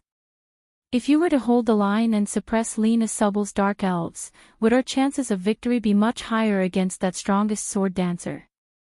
That's right. Mira nodded expressionlessly. My contracted spirit is the type that can only be summoned through a special ritual. It should be very useful, right? So it's a summoning type sprite. Everyone was enlightened. That was because the more powerful the contracted spirit, the greater the restrictions. For example, even the Elf King was afraid of Aster, the strongest sword elf that was more powerful than a mythical level elf. Forming a contract with him required one to pay the price of one's life. One day, he would die from the curse. Apart from that, even if he succeeded in forming a contract with Aster, he would need to pay a huge amount of divine might to use the strongest sword fairy's elven magic device. If it wasn't Noah but another elf user, even if it was the 5 elven concubines with the greatest divine power, they wouldn't be able to use Aster's elven device for more than 3 minutes. Only someone like Noah, who had endless divine power and was completely immune to Aster's curse, could fully unleash Aster's power that was comparable to the Elf King's. As for Athena, using this former goddess elven magic device also required a huge amount of divine power. It wasn't any less than Aster's elven magic device. And if he wanted to form a contract with Athena, that was even more ridiculous. Because this former goddess had all of Noah's authority, she could only form a contract with Noah. From this point of view, a sprite that could only form a contract with one elf user had more restrictions than Aster, who was the strongest sword elf. From this, it could be seen how harsh the conditions for a powerful contracted spirit were. This was also the reason why Noah was so sarcastic when Lustia revealed that someone in the Purgatory Apostles had formed a contract with a mythical level elf. As an elf second only to the Elf King, logically speaking, mythical level elves wouldn't even enter the human world. It was even more impossible to form a contract with an elf user. After all, even the highest ranked dark elf, Lustia, was only at the demon god level. Grey and Vath's contracted spirits were also at the demon god level, but they weren't at the mythical level yet.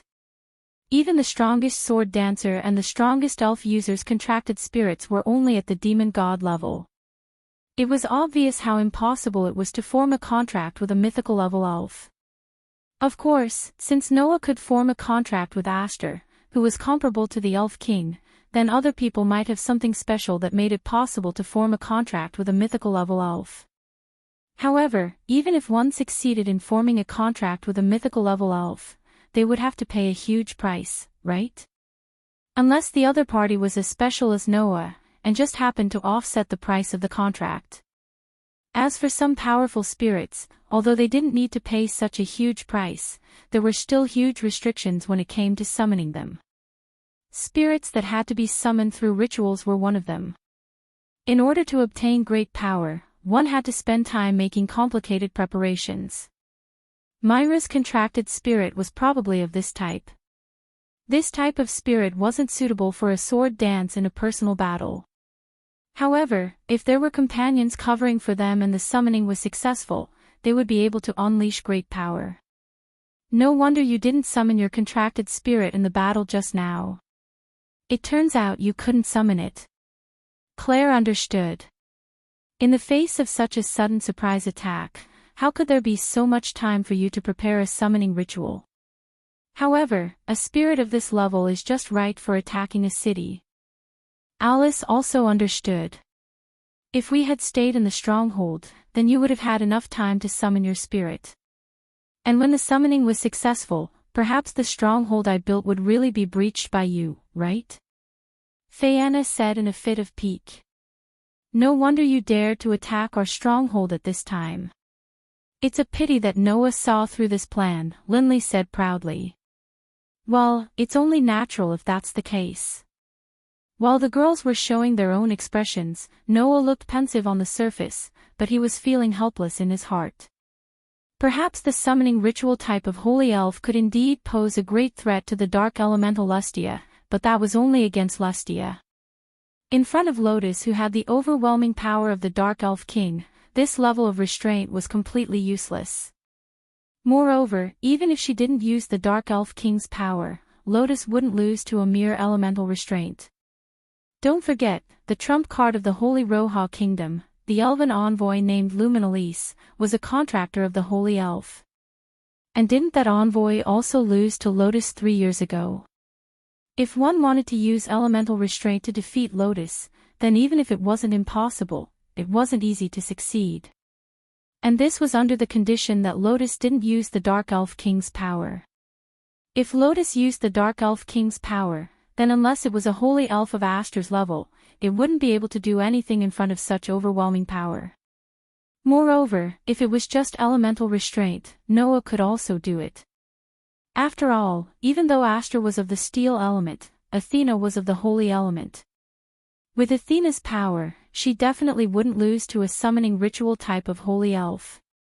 If Athena's existence was exposed, then this former goddess would definitely become the strongest holy elf, right? Therefore, Myra's suggestion didn't affect Noah at all. And Myra's plan was also seen through by Noah. You want to lend the power of your contracted elf to us in exchange for defeating Lotus Asubble to form an alliance with us, right? Noah went straight to the point. Then, during this period, the magic crystals we get from fighting together will be divided equally. Is this the deal you mentioned? That's right. Mira nodded and looked straight at Noah. I think that this deal won't hurt either of us.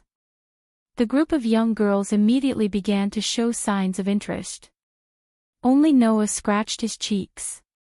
In the end, on account of Myra's name and age, he didn't reject on the spot. I need time to think about it. Before that, follow us back to the stronghold. Mira pondered for a moment, then nodded. Chapter 1781. Because the Blaze Division had originally planned to attack the stronghold where Noah and the others were, they weren't too far away from the stronghold. Therefore, it took about 3 minutes for them to return to the stronghold. They came to the center of the campsite and sat around the extinguished bonfire. As soon as they sat down, Mira immediately asked Noah. So, what do you think? Hearing this, Claire, Lindley, Fayanna, and Alice all looked at Noah. Frankly speaking, Myra's proposal was actually quite valuable for Noah and his team to adopt. The holy elf that needed to be summoned through a ritual not only had a great restraining effect on the dark elves, but also had a miraculous effect in battles with other teams. Compared to the holy elf that could be summoned through a ritual, Fayanna's Geokias was also a holy elf, but it specialized in defense. In addition, Fayanna had to shoulder the responsibility of performing the ritual and protecting everyone, so she had no extra energy to summon the holy elf to fight. Myra's power was very precious. Just like what Mira said, this was a proposal that did not harm either side. Therefore, the girls could not find a reason to refuse. However, Noah was the captain. The decision was still up to Noah. Under the gaze of the girls, Noah sighed and then looked at Mira. Sorry, I will refuse this proposal. Mira immediately fell silent. The rest of the girls were all stunned and puzzled. Why refuse? Claire could not help but ask. I don't think there is any problem with Myra's proposal. The problem is not a problem. At least, the entire consideration is not wrong. Noah looked up and looked at the group of girls. However, I want to say that in my opinion, this alone is absolutely not enough to defeat Lotus Asubble. This sentence made the girls unable to refute even if they wanted to. Although the girls were not like Noah, who knew what kind of power was residing in Lotus's body, the title of the strongest sword dancer was enough to intimidate the elves. As the idol of the elves all over the world, Lena Shubble was so powerful that even those who didn't know would blindly believe her. Claire, Lindsley, Fayanna, and Alice were all elven users who yearned for Lotus. Naturally, they wouldn't directly boast that they could definitely defeat Lena Shubble. I know that Lena Shubble is very powerful. Mira was silent for a while, then turned to look at Noah. However, as far as I know, your strength is not weak either. You even have the same sword dance skill as Lena Shubble. You once fought with Lena Shubble for a short period of time and did not fall into a disadvantageous position. In this way, with the help of my contracted sprite, how could you not defeat the strongest sword dancer? In fact, the rest of the girls thought the same. If it was just an elemental counter, it would not be enough to defeat Lena Shubble. However, with the outstanding strength of Noah, wouldn't that be a different story? So, the Russell Bell Duchy also has that information. Noah shrugged. However, it is precisely because I have fought with Lena Shubble that I can tell you with certainty that if it is just this, it will not be enough to defeat the strongest sword dancer. At this point, Noah met Myra's gaze. Unless your contracted sprite is a mythical sprite. God mythical sprite. The girls all sucked in a breath of cold air. Are you kidding me? Mira also opened her eyes wide and immediately retorted. If I had a mythical holy sprite, even without you, I would be able to defeat Lena Shubble myself. It was not without reason that Mira would say this. In the ranking of sprites, other than the Elven King, all sprites were divided into low, middle, high, and highest ranks. In the ranking of sprites, other than the Elven King, there were also 3 ranks: demonic sprites, demon god sprites, and mythical sprites. Demonic sprites referred to powerful sprites that could not be controlled or dealt with by a single person, and were comparable to a team of elven knights. In the Kingdom of Austria, only the elven messengers with the title of 12 Knights, who were at the top of all the elven messengers in the Kingdom of Austria, could do so. Demon god sprites referred to sprites that could not be controlled or dealt with by a single person, and were recognized by humans as the highest grade sprites. It wouldn't be strange for an elf of this level to destroy a city or even several cities once it was enraged. Even the trump cards of large countries like Versailles, Leola, and Luminaris would not be able to match up to a demon god sprite. Only the strongest elven messengers on the continent, Grey and Vaz, were recognized as capable of fighting a demon god sprite alone. As for mythical sprites, they only existed in the world of elemental sprites and would not appear in the human world. They were terrifying existences that were not recognized by humans. There was only one evaluation of sprites of this level. Match? Impossible. Humans could not match up to a mythical sprite. Therefore, this type of sprite was classified as a mythical grade, meaning that humans could not surpass it. Even if it was Lena Subble, it would be the same. At least, that was what all the girls present, including Mira, thought. However, Noah still wanted to say it. "I'm not joking with you." Noah looked into Myra's eyes and said resolutely. "Unless it's a mythical sprite, it can't even pose the slightest threat to Lena Subble." Noah's resolute words made Mira start to waver. How? How could that be?" Linley stuttered. Even if it's Lena Subble, it can't be that strong, right?" "Yes," Alice stuttered. "It was rare for her to do so.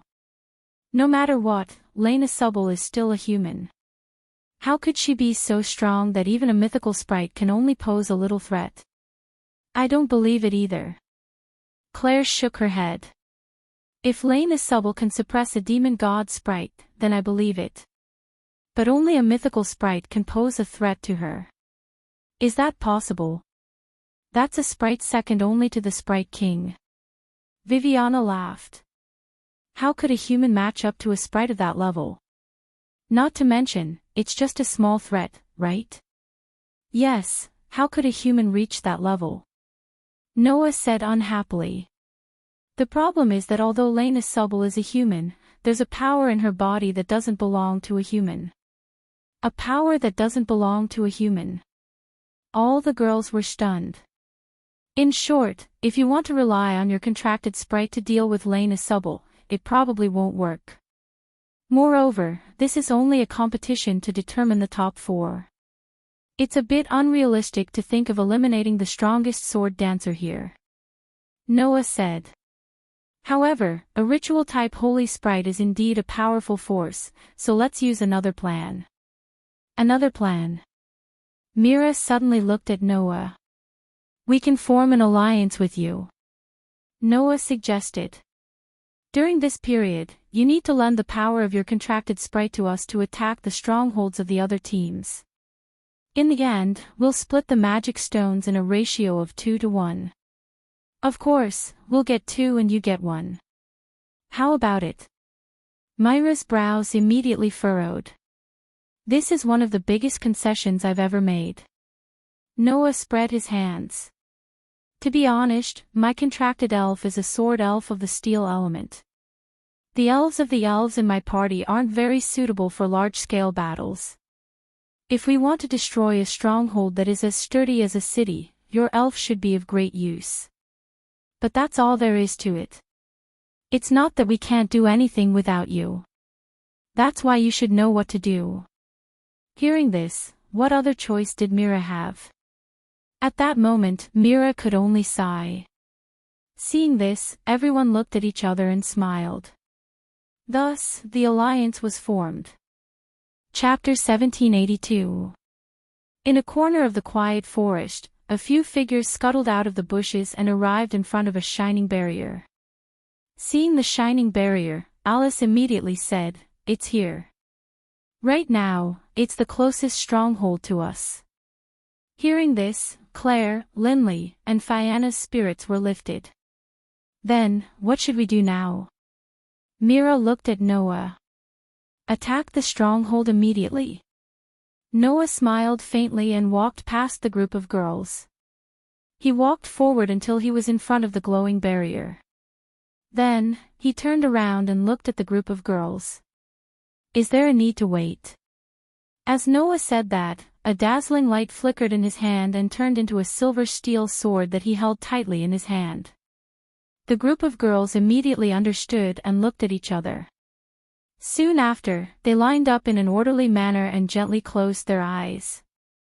Mira, who was in the center, began to speak. Loyal knights of the noble holy king, your swords are the power to eradicate the strong and help the weak. Therefore I, in the name of the great holy king, command you to gather on my battlefield. Along with the solemn elven incantation, one of Mira's amber eyes abruptly flashed with radiance. Raise your swords and fight for me, holy king division. When the solemn incantation fell, with Mira as the center, the ground began to shine with brilliant light. In the light, one after another, mysterious and complicated magic formations appeared one after another, covering the entire ground in an instant. And in the countless magic formations, bursts of light particles began to float in the air and gradually gathered. Not long after, streaks of light appeared around Mira. They were knights with swords, spears, and large shields. Their bodies were made of light. About a few hundred knights formed an army and lined up neatly around Mira. At this moment, including Mira, Claire, Linley, Viviana, and Alice, the four of them surged with phosphorescent divine power. Their bodies flashed with dazzling light.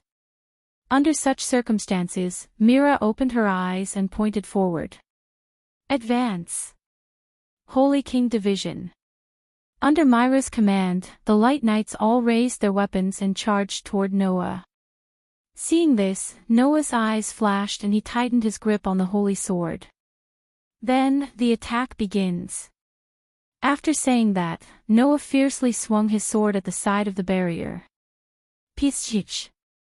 The swift and fierce sword flashes cut through the barrier cleanly, tearing it to shreds. In front of Aster, who had the ability to counter curses, a mere barrier was nothing. After cutting through the barrier, Noah directly leaped away from the battlefield. Almost at the same time, the knights rushed into the inner part of the enchantment and began to kill. Not long after, within the barrier, a burst of panicked cries rang out. Impossible. The barrier was broken in an instant. How is that possible? What kind of elves are these? The elven envoys guarding the stronghold began to let out cries of surprise and panic as they commanded their elves to lunge at the oncoming army of knights. However, under the charge of hundreds of light knights, the elves were all bounced back by the shields. One of the elves was even unlucky enough to be cut in half by a knight's sword and dissipated into the air. That scene made the elves in the stronghold widen their eyes. Noah, who was standing guard beside the group of girls, watched as the elves in the stronghold fought against the knights like mantises trying to stop a chariot. They were constantly forced back, and the enchantments, traps, and elves in the stronghold were mercilessly slashed apart. He couldn't help but nod his head. Then, Noah turned his head and looked in Mira's direction. To be more precise, it should be said that he was looking at Mira's glowing amber eye. That was not an ordinary eye. Although it had the function of an eye, in fact, that amber eye was actually a very rare elven ore. It was called the demon sealing eye. It was a special eye that very few children in the family that inherited the bloodline of the elves were born with. In that eye, there would often be spirits with extremely great power sealed within it. Mira was one of the elves who had the demon sealing eye. The elves sealed in Mira's demon sealing eye were the army elves in front of him that was destroying the enemy's stronghold bit by bit, the Saint Monarch division. The so-called army elves referred to a contract elves formed by a plurality of elves gathered together. Therefore, when Mira's Saint Monarch division was released, hundreds of night elves would immediately be summoned to attack the stronghold for Mira. Moreover, the Saint Monarch division was not only a type of army elves, but also a type of military elves. Their level had reached the tactical level, and they could easily become powerful reinforcements on the battlefield. Therefore, in terms of strength, each night elf might not even be comparable to Fianna's Geochius, but together, they could be said to be an invincible elven army. With the strength of the Saint Monarch division, not to mention attacking a stronghold, it was possible to use them to suppress some weaker demon god elves. However, since it was a tactical level military elf, it meant that it required several outstanding elves to control it successfully. Apart from experts like Maoya who were specially trained to control military elves, no one could control a tactical level military elf by themselves. The other 4 elves of the Rosable Duchy's Lipa division existed to use Myra's Saint Monarch division. If they could use a tactical level military elf well, it was not impossible to obtain victory in the Elven Sword Dance Festival. This was the reason why the Lipa division was rated as a dark horse with the most potential.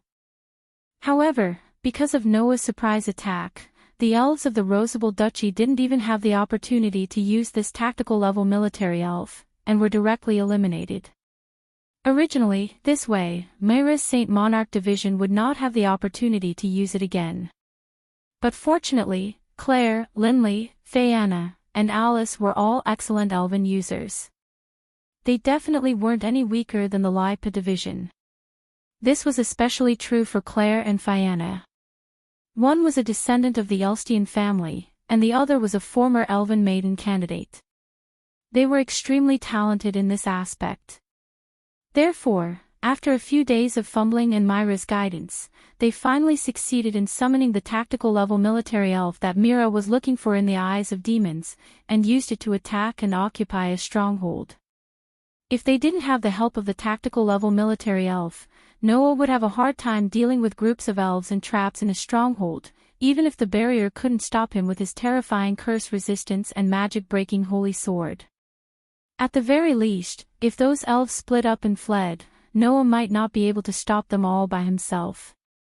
As for Claire, Linley, Fianna, and Alice, they didn't have a curse resistance like Noah's. If they entered another stronghold, they would only be weakened and very likely become a burden. This was why Noah valued Myra's elf that could attack and occupy a stronghold. With the Sage Monarch division and Noah as his Dharma protector, it was only a matter of time before things went according to plan. About 5 minutes later, the stronghold was destroyed by the Saint Monarch division, and Noah's group obtained 5 magic stones. Cheers!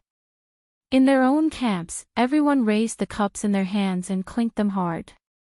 In this lively atmosphere, Noah raised his cup in Myra's direction. Today, thanks to Myra's help, we successfully took down a stronghold.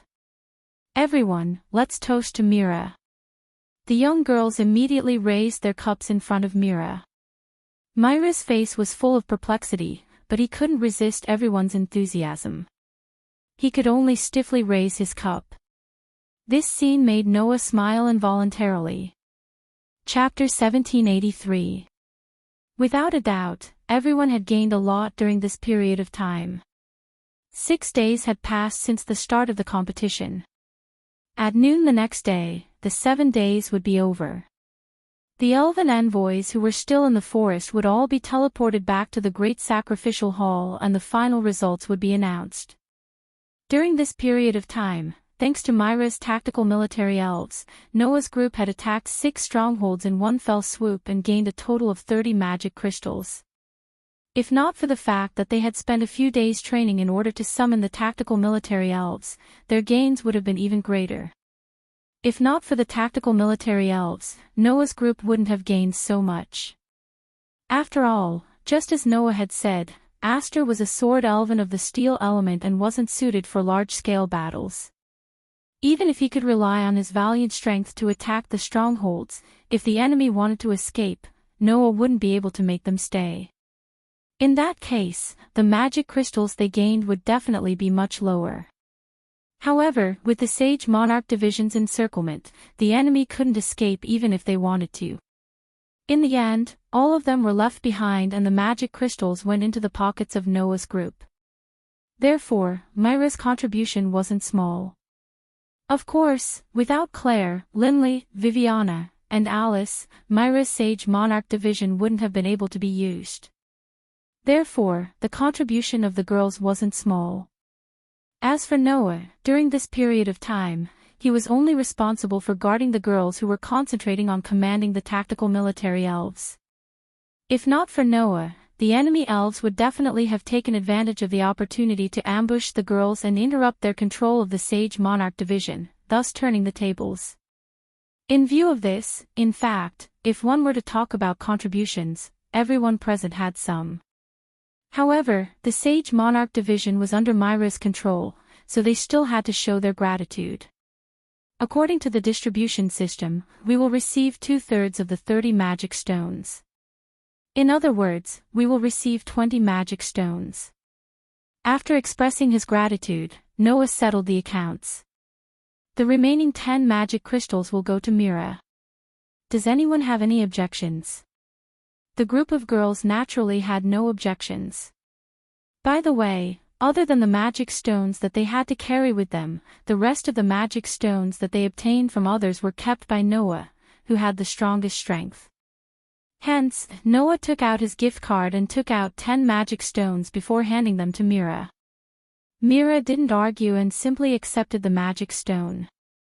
In this way, Mira had 11 magic stones in total, including her own magic stones.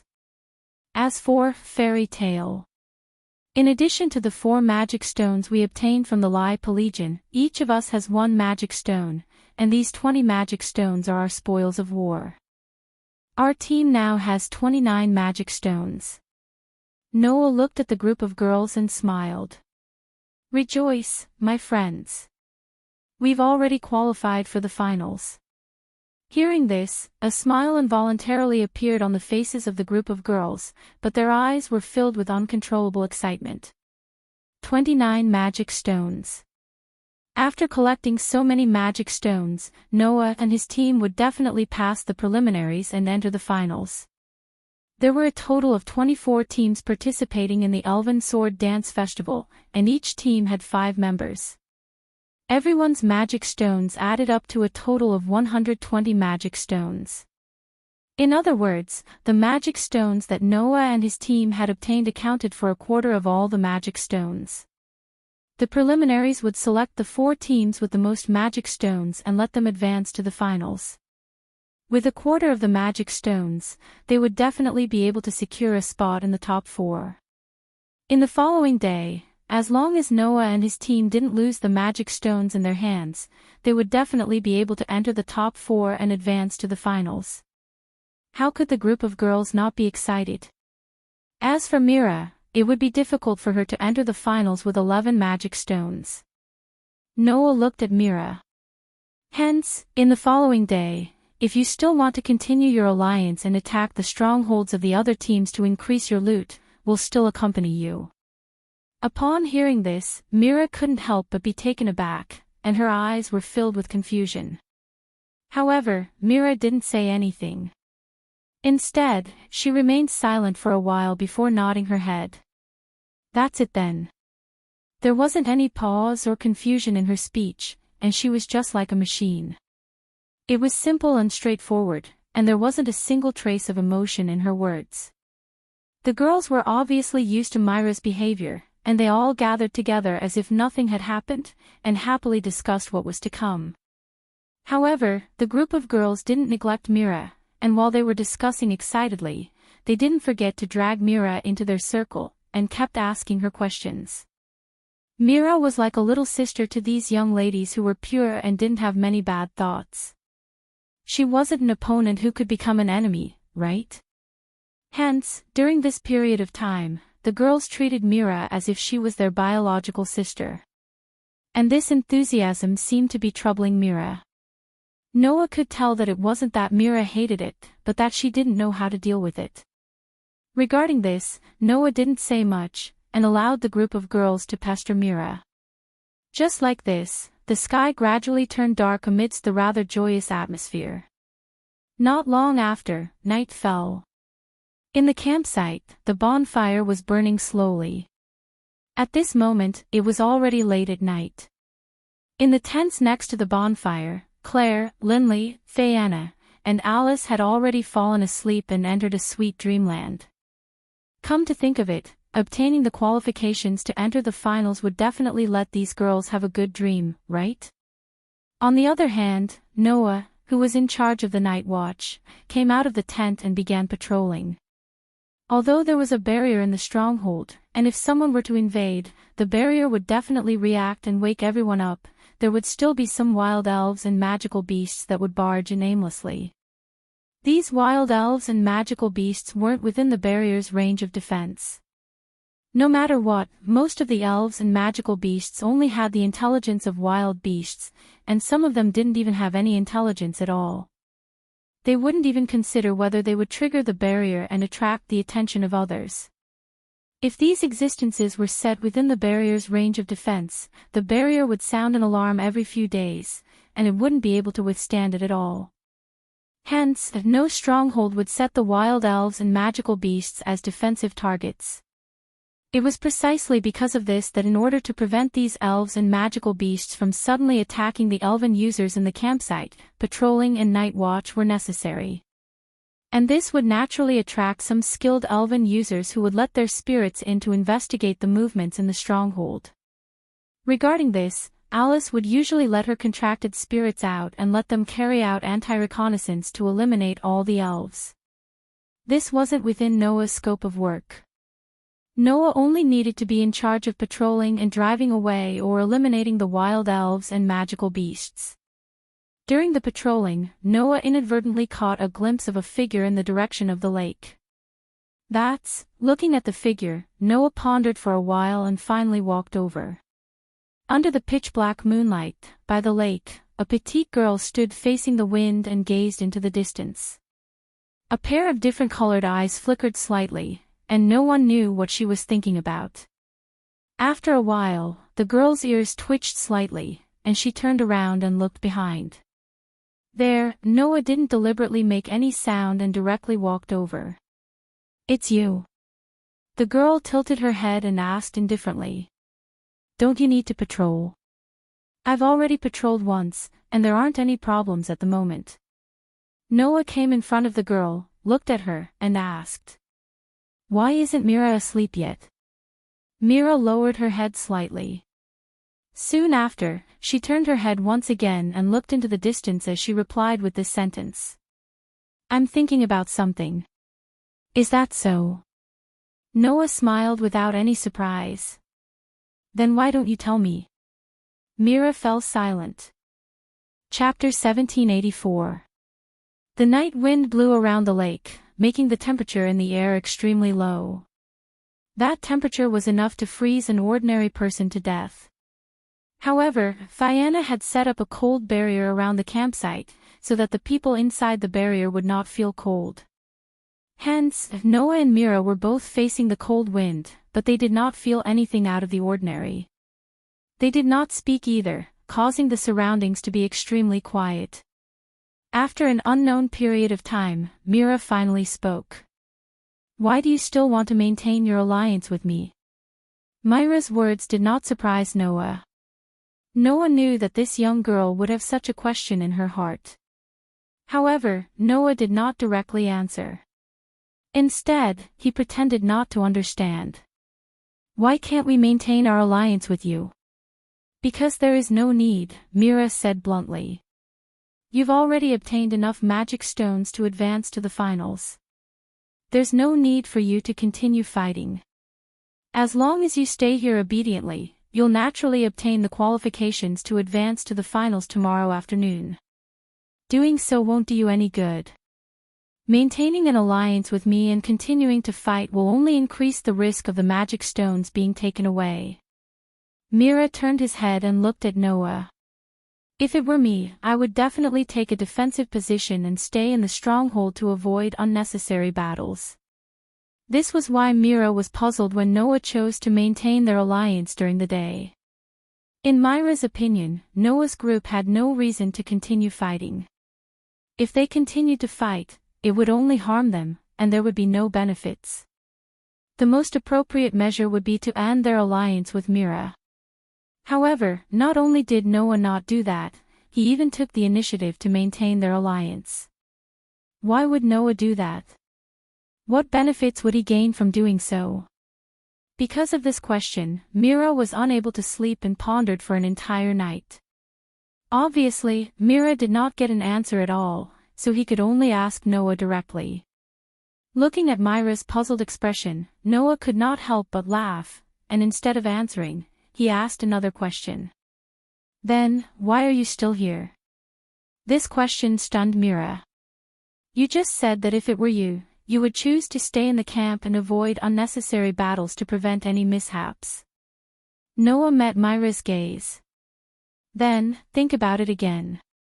If you were in my shoes, and your side's combat power was almost completely intact, and you obtained enough magic stones to advance to the finals, while the teammates of your ally were all eliminated. With 11 magic stones in their possession, they were of no value. What would you do? Noah's words woke Mira up from a dream. A person who has no value, possesses 11 magic stones, has all his teammates eliminated, and can't use his contracted spirit alone. If it were a sinister person, there would only be one thing he would do. Noah glanced at Mira. That's to take advantage of the fact that the other party is still in their own stronghold and is unable to escape to take them down. That way, they will be able to obtain 11 magic stones. Isn't that a huge gain? Mira's heart clenched, and cold sweat started to form on her forehead. Logically speaking, no matter who it is, they should be thinking of escaping instead of continuing to stay here. But you chose to stay, and you didn't even suspect that we would attack you. Noah looked directly at Mira, as though he was trying to see through her heart. Why is that? That's right. Why is that? Why didn't I think of such a simple thing? While Mira was still puzzled, Noah spoke her mind. Because during this period of time, you have subconsciously entrusted a lot of trust to us. That's why you didn't even suspect this matter. Noah's words directly struck Mira's heart. Since that's the case, in your opinion, are we the kind of people who would abandon our allies who have been helping us all this time just because we obtained the right to advance to the finals? Mira was speechless. Trust? Not that kind of people. Was it because of this reason that she didn't suspect Noah and the others, and that was why Noah and the others continued to maintain their alliance with her? You didn't even think in this direction. Noah sighed. Because, in your heart, these feelings are not allowed to exist, right? Mira fell into silence. Noah had long guessed Mira's situation and values. Demon Sealing Eye. It only appeared in noble families that inherited the bloodline of elves. A powerful elf was sealed at birth, and it was a very rare and special eye. Because of the existence of this eye, Mira's value was not small. No matter what, the elf sealed in Mira's eye was a tactical military elf. Moreover, it was an army elf-type elf. Although the conditions for summoning and controlling it were more stringent, it was extremely powerful.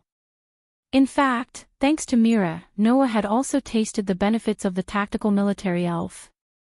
If it was used in the military and political aspects, it would definitely bring about huge benefits, right? Take the Elven Sword Dance Festival as an example. If Mira could rely on this tactical military elf to obtain victory, allowing the Rossibel Duchy to obtain the protection of the Elven King in the next few years, and the national strength would greatly increase. That was enough to prove how high Mira's value was. However, this situation did not make Mira's life much better. Noah had long heard of this. Because there were many cases of powerful elves sealed in the Demon Sealing Eye, the owner would be seen as a dangerous target in most situations, or an item with value, and would be used as a weapon by those in power. Under such circumstances, Noah could almost guess what Mira's life was like. Firstly, it was definitely because of this overly powerful and dangerous power that her parents were afraid of, and then abandoned or sold her. Secondly, since Mira represented the Rossibel Duchy in the Elven Sword Dance Festival, it proved that the one who accepted this girl was the country. For a small country that had just become independent from the divine kingdom of Georgia not long ago, the Rossibel Duchy was far inferior to the surrounding countries in terms of military strength and economic power. It was impossible for such a country to not want to obtain glorious results in the Elven Sword Dance Festival and use it to increase the overall strength of the country. As such, Mira, who possessed the demon sealing, I was bound to be nurtured as a weapon in order to obtain victory in the Elven Sword Dance Festival. In the end, looking at the current Mira, who was undoubtedly only 13 years old, but had no emotions like a doll, it was not difficult for anyone to imagine how the Rossibel Duchy would treat her for this goal. It was precisely because of this that Mira was not allowed to have emotions.